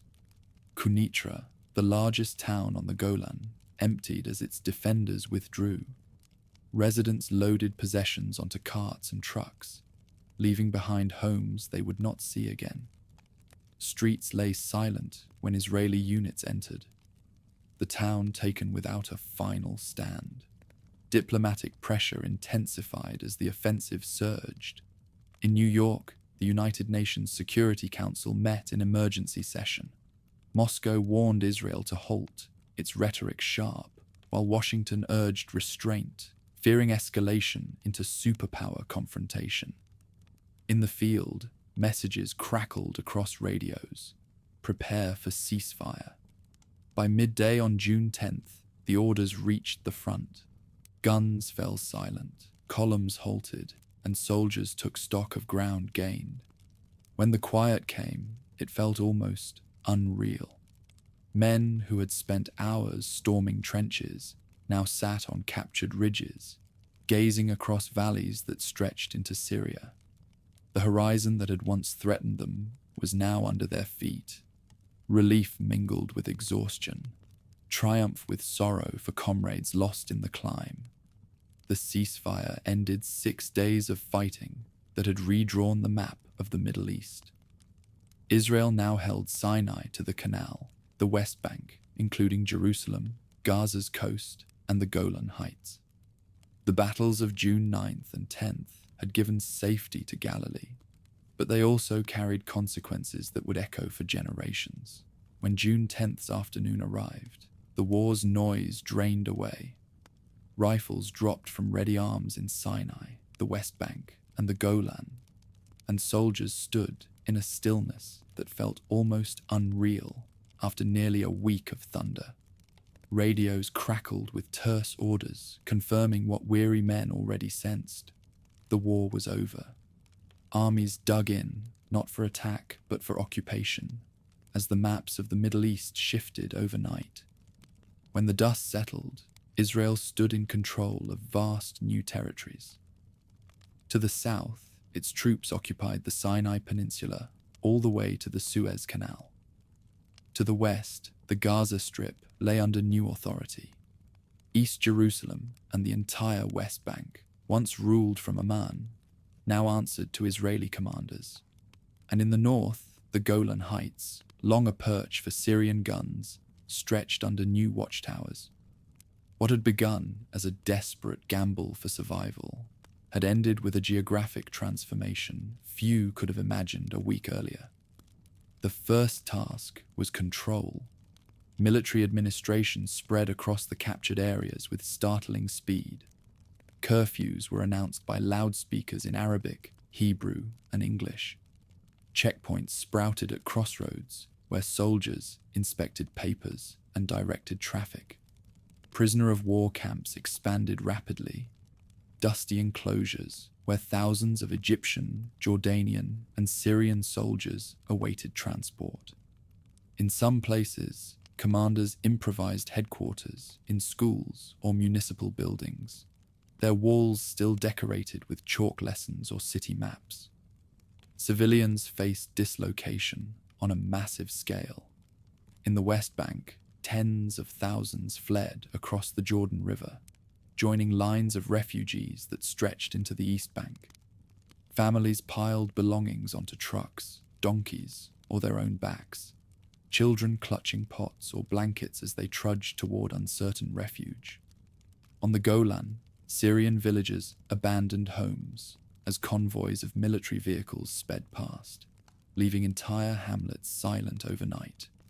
In Gaza, residents awoke to new patrols marching past their houses, curfews punctuating the routines of markets and schools. Jerusalem bore the most visible transformation. Within days, bulldozers rumbled through the Maghrabi Quarter, a centuries-old neighborhood pressed against the western wall. Houses and narrow lanes gave way to an open plaza, designed to allow worshippers direct access to stones hidden for 19 years behind walls and barbed wire. Residents watched in shock as centuries of history vanished in hours. Meanwhile, religious leaders met urgently with Israeli officials to arrange the safeguarding of holy places. The Haram al-Sharif, the Church of the Holy Sepulchre, and other sites sacred to three faiths. Guards posted at gates now answered to new commanders, though their task was ancient: to protect sanctity amid turmoil. Scenes across Jerusalem captured the city's collision of awe and anxiety. Israeli soldiers slipped notes into the western wall, their helmets still dusty from battle. Pilgrims entered the old city through gates once closed, their footsteps mingling with rubble-strewn alleys. Arab residents lined up at new checkpoints, uncertain of rules or future. In one moment, history seemed reclaimed. In the next, it felt disrupted beyond recognition. Diplomacy stirred even before the smoke cleared. On June 11th, cables raced between capitals outlining ceasefire terms and prisoner exchanges. Washington pressed for restraint, Moscow demanded withdrawal, and the United Nations dispatched envoys to survey the new lines. In embassies from London to Paris, maps were hastily redrawn, shaded areas expanding where Israel now held ground. Conversations turned to questions without easy answers. Would the new territories be bargaining chips, permanent frontiers, or burdens that would reshape the region's future? Inside Israel, the mood was a mix of triumph and disbelief. Crowds filled Tel Aviv's squares, waving flags and singing songs of victory. Families welcomed home exhausted soldiers with tears and embraces. Yet amid the celebration, ministers gathered behind closed doors to confront new realities. Governing millions of Palestinians and holding vast stretches of territory was no simple matter. Discussions touched on curfews, administration, and international pressure. the practical aftermath of battlefield success. For Arab states, June turned into a month of reckoning. In Cairo, Nasser delivered a resignation speech on June 9th, only to be pressed back into office by crowds who demanded his return. His prestige suffered, but his position endured, sustained by the rallying cry of resistance. In Amman, King Hussein mourned the loss of Jerusalem, his throne shaken by anger from a population that had lost both homes and holy sites. In Damascus, the silence of guns on the Golan brought no peace, only humiliation that fueled vows of revenge. Refugee flows highlighted the scale of upheaval. Along the Allenby Bridge, lines stretched endlessly as families crossed into Jordan, carrying what they could. Aid organizations rushed to provide tents, food, and medical care, but the numbers overwhelmed resources. Stories spread of families separated, of children lost in the crush, of elders collapsing on the march. In the Golan, villages emptied as inhabitants streamed toward Damascus, leaving orchards untended and mosques abandoned. Each crossing etched another scar into the region's social fabric. Meanwhile, Israeli soldiers experienced the surreal transition from combat to administration. Men who had stormed trenches now manned roadblocks, their rifles pointed not at enemy troops, but at passing civilians. Patrols wound through markets where shopkeepers watched warily. In schools, blackboards still bore lessons from the week before, now overlooked as classrooms became barracks. For many soldiers, victory carried a strange weight. The war was over, yet their work had only multiplied. By late June, efforts turned to consolidation. Military governors issued identity cards, organized local councils under supervision, and sought to restore basic services. Water lines were repaired, electricity grids patched, and markets gradually reopened under new rules. The aim was order, not yet peace, but a semblance of control that would allow daily life to continue under new authority. In Jerusalem, the unification of the city carried symbolic power. The first week saw a flood of visitors from across Israel, eager to walk streets long denied to them. Synagogues once shuttered reopened. Christian pilgrims resumed processions, and Muslim custodians coordinated with new officials to safeguard mosques. Yet beneath the surface, tensions simmered. Arab residents feared dispossession, while Israelis debated whether the city's new unity could ever be uncontested. As June drew to a close, diplomats sketched the first outlines of future negotiations. Proposals for prisoner exchanges circulated, with lists of names traded in diplomatic pouches. The United Nations reported on conditions in occupied territories, urging humanitarian corridors and warning of instability. In Arab capitals, communiques spoke of regrouping and rebuilding. In Israel, leaders considered whether to treat their territorial gains as bargaining chips or as new boundaries to be defended. The map of the Middle East, redrawn in less than a week, now demanded interpretation. Soldiers remained at posts. Civilians adjusted to altered realities, and diplomats argued over the meaning of lines on paper. What seemed clear was that the ceasefires of June 1967 had not brought resolution, only a pause. By the end of the month, the rhythm of daily life resumed in some places. Markets reopened, harvests continued, prayers filled mosques and churches. Yet everywhere, the weight of the war lingered. Families grieved for sons lost, refugees searched for new shelter, and soldiers patrolled streets far from home. The guns had fallen silent, but the echoes of their fire still shaped every decision, every conversation, every dream of what might come next. The silence of June's ceasefires gave way to a new kind of noise. The shuffle of papers in cabinet rooms, the echo of speeches in parliaments, the measured tones of diplomats. The war was over, but the work of explaining, justifying, and bargaining had only begun. Across the Middle East, soldiers returned to barracks, yet statesmen stepped into the spotlight, carrying the weight of 6 days that had remade the map. In Israel, the jubilation of victory mingled with calculation. Crowds filled Tel Aviv's boulevards, waving flags and singing songs. But inside government offices, the mood was more sober. Ministers debated what to do with the territories now under their control. The Sinai stretched like a vast shield in the south. Gaza lay under tight watch. The West Bank, with its hundreds of thousands of Palestinians pressed against the heartland. And Jerusalem, once divided, was now whole under Israeli rule. Some argued these were bargaining chips to trade for peace. Others insisted they must never be relinquished. The cabinet split between pragmatists and maximalists, with Prime Minister Levi Eshkol balancing on the edge of fragile consensus. Generals submitted reports with the same blunt tone they had used before the war. Defense lines must be established quickly, they argued. Roads must be secured, outposts fortified, and supply chains built for the long haul. Yitzhak Rabin pressed for strategic depth, warning that without defenses the gains would tempt counterattack. Others cautioned against overextending the army. Each map spread on the table carried both pride and anxiety. Pride in what had been taken, anxiety about how to hold it. Jerusalem posed the most immediate challenge.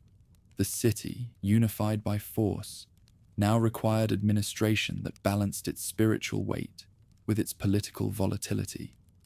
Municipal workers reopened streets cleared of rubble. Bulldozers finished their work in the Mughrabi Quarter, and worshippers surged into the Western Wall Plaza. Ministers spoke of eternal unity, yet lawyers drafted new regulations for permits and zoning. The sacred and the bureaucratic collided daily, making governance as complex as the battle had been swift. Beyond Israel, Arab capitals struggled to absorb the shock of defeat. In Cairo, Gamal Abdel Nasser walked a line between resignation and renewal. On June 9th, he had announced he would step down, only to be met by massive demonstrations demanding he remain. Crowds surged through the streets, chanting his name, not ready to let their symbol of defiance fade. He returned to office, chastened but still powerful, his rhetoric sharpened by loss. Egypt licked its wounds, burying soldiers and reorganizing command, even as Nasser vowed that Sinai would not remain lost forever. Amman wore its grief more quietly. King Hussein faced the despair of losing East Jerusalem, a jewel in Hashemite custody since 1948. The king visited hospitals, spoke to refugees pouring across the river, and assured his people that the West Bank would not be forgotten. Yet behind his words lay a gnawing sense of vulnerability. His kingdom had been cut in half, his prestige battered, his throne resting on the uneasy loyalty of a displaced population. In Damascus, the regime survived humiliation with fury. The Golan Heights had fallen in 2 days, its defenses overrun, its villages emptied. Syrian leaders promised revenge, broadcasting fiery speeches to mask their disarray. Soldiers dug new lines east of Quneitra, their spades striking earth still blackened from battle. Radio Damascus thundered vows of resistance, its words carrying to every corner of the Arab world, even as its armies licked wounds in silence. The international stage filled with hurried consultations. At the United Nations in New York, delegates crowded into chambers to debate resolutions, each speech layered with accusation and warning. Soviet diplomats demanded withdrawal, denouncing Israel as aggressor. American representatives urged negotiations, cautious not to alienate allies while acknowledging realities on the ground. Smaller nations offered proposals that evaporated as soon as they were spoken, swept away by the rivalries of superpowers. Envoys traveled the region in a blur of meetings. Uthant, the UN Secretary General, toured battlefields, his motorcade winding past wreckage in Sinai and checkpoints in Jerusalem. He listened to generals describe victories and refugees describe flight, both speaking truths difficult to reconcile. European diplomats moved between capitals, urging compromise. Their suggestions met with polite nods, but little action. The shock of war had produced urgency, but urgency did not guarantee agreement. By July, Israel's ministers faced a pressing question: how to govern newly acquired lands. Military governors issued identity cards, restored basic services, and sought to maintain order. Yet beneath the surface, resistance simmered. Palestinian leaders convened quietly in towns like Nablus and Hebron, debating how to respond. Some called for cooperation to ease daily life. Others demanded defiance. Rumors of underground networks circulated, even as public life resumed under the watch of foreign soldiers. Summer's heat settled over capitals, but diplomacy did not rest. In August, all eyes turned to Sudan, where Arab leaders gathered in Khartoum. Delegations arrived from Cairo, Damascus, Amman, and beyond, each carrying the bitterness of June, but also the necessity of coordination. Hotels filled with ministers and generals, corridors hummed with hurried consultations, and the press swarmed lobbies for scraps of information. Inside the summit halls, speeches carried the weight of defeat and the determination to recover. Cairo's representatives insisted Egypt would not rest until Sinai was regained. Damascus's envoys demanded recognition of Syria's right to resist. Amman's delegation pressed for international support for refugees, their plight too vast to ignore.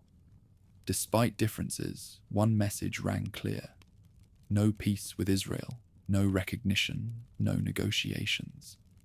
The communiqué that emerged became known for its stark simplicity: the three no's. For Israel, the words of Khartoum closed the door on immediate diplomacy. Hopes that conquered territories might be exchanged swiftly for recognition, and treaties dissolved in the face of Arab unity against compromise.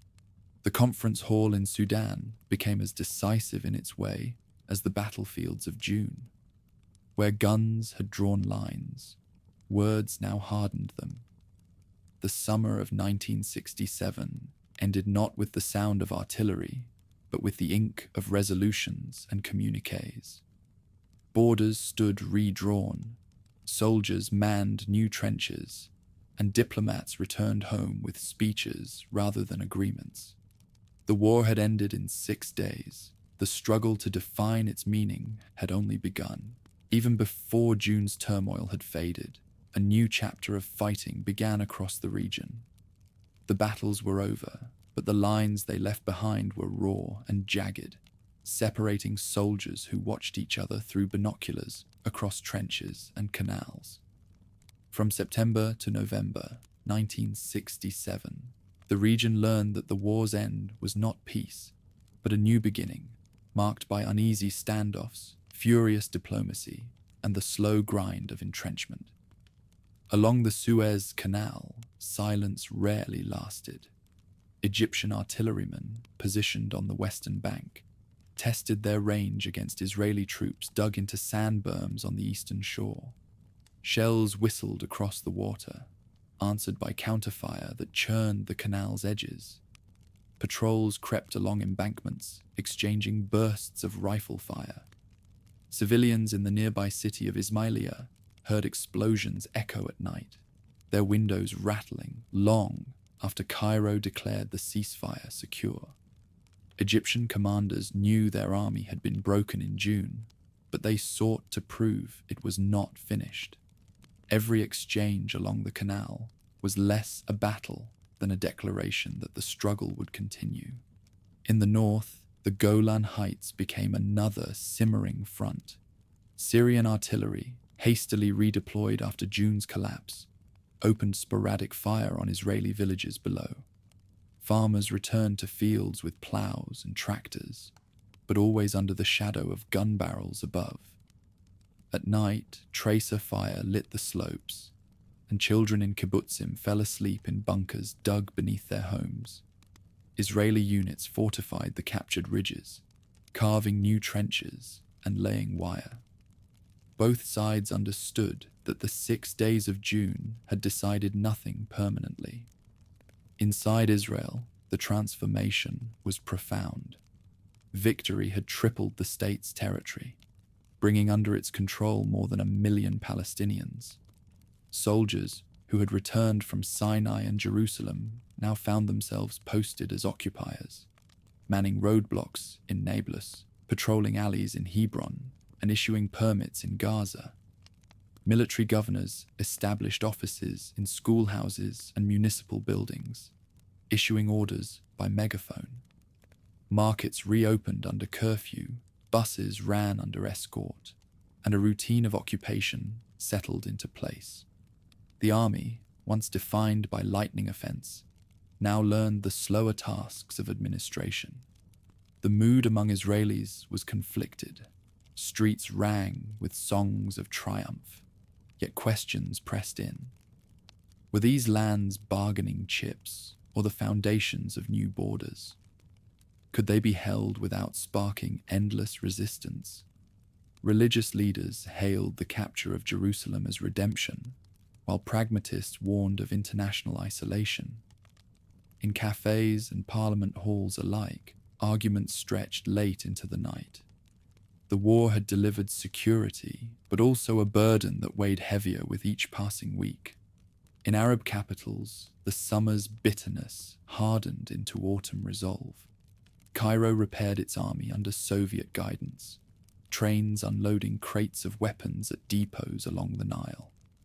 Advisors in Moscow supplied uniforms, oversaw drills, while Nasser delivered speeches promising that June's setback was temporary. Damascus vowed revenge, broadcasting fiery rhetoric even as it fortified new lines.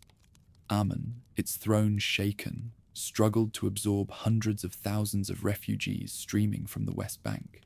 Camps swelled along the river's east bank, rows of tents multiplying under the harsh sun. For those who crossed, the promise of return never faded, but neither did the reality of displacement. Diplomacy kept pace with the military maneuvers. At the United Nations, debates stretched week after week through October and November. Delegates clashed over the language of resolutions. Should Israel withdraw from all territories or merely territories? Was recognition a precondition or a result of negotiations? Drafts circulated, amended, and returned, each word dissected by ambassadors who knew that phrasing carried the weight of armies. On November 22nd, the Security Council adopted Resolution 242. Its carefully balanced text called for withdrawal of Israeli armed forces from territories occupied in the recent conflict, an acknowledgement of the right of every state in the area to live in peace within secure and recognized boundaries. The ambiguity was deliberate, a fragile bridge between irreconcilable demands. In New York, diplomats hailed it as progress. In the region, it sounded less like resolution than postponement. Israel welcomed its call for peace, but noted the absence of the word all. Arab leaders emphasized withdrawal, yet clung to Khartoum's refusal to negotiate directly. While envoys traded speeches, soldiers continued their routines along the new lines. Israeli patrols moved cautiously along the canal, ducking from sporadic sniper fire. Egyptian units practiced crossing drills at night, their rafts hidden under camouflage nets. In the Golan, tractors carved new positions into rocky slopes, while below, Galilee farmers harvested crops with rifles propped against tractor seats. The map had changed, but the rhythm of danger remained. Autumn also brought rituals of remembrance. In Israel, families lit candles for the fallen, their names read aloud in ceremonies across the country, cemeteries filled with fresh graves, flowers placed beside stones carved with the dates June 1967. In Cairo, mothers wore black, carrying photographs of sons lost in Sinai. In Amman, refugees told stories of villages left behind, recounting street corners and orchards as if to anchor memory against erasure. The human cost of the Six-Day War stretched far beyond the briefness of its battles. By November's end, the Middle East had settled into a tense new routine. The battlefields were quiet but bristling, diplomacy active but unresolved. Israel held its new frontiers, soldiers digging into positions along the canal, Gaza, the West Bank, and the Golan. Arab states rebuilt and rearmed, their leaders vowing that the losses of June would not stand. In New York, Resolution 242 marked a diplomatic milestone, but on the ground, its words changed little. The war's lightning speed had astonished the world. Its aftermath proved slower, heavier, and more uncertain. By the close of 1967, the maps had been redrawn, the armies repositioned, and the peoples of the region left to live under the weight of new realities. The guns were silent, but the struggle had merely shifted, from battlefields to borders, from open war to the long shadow of what would come after.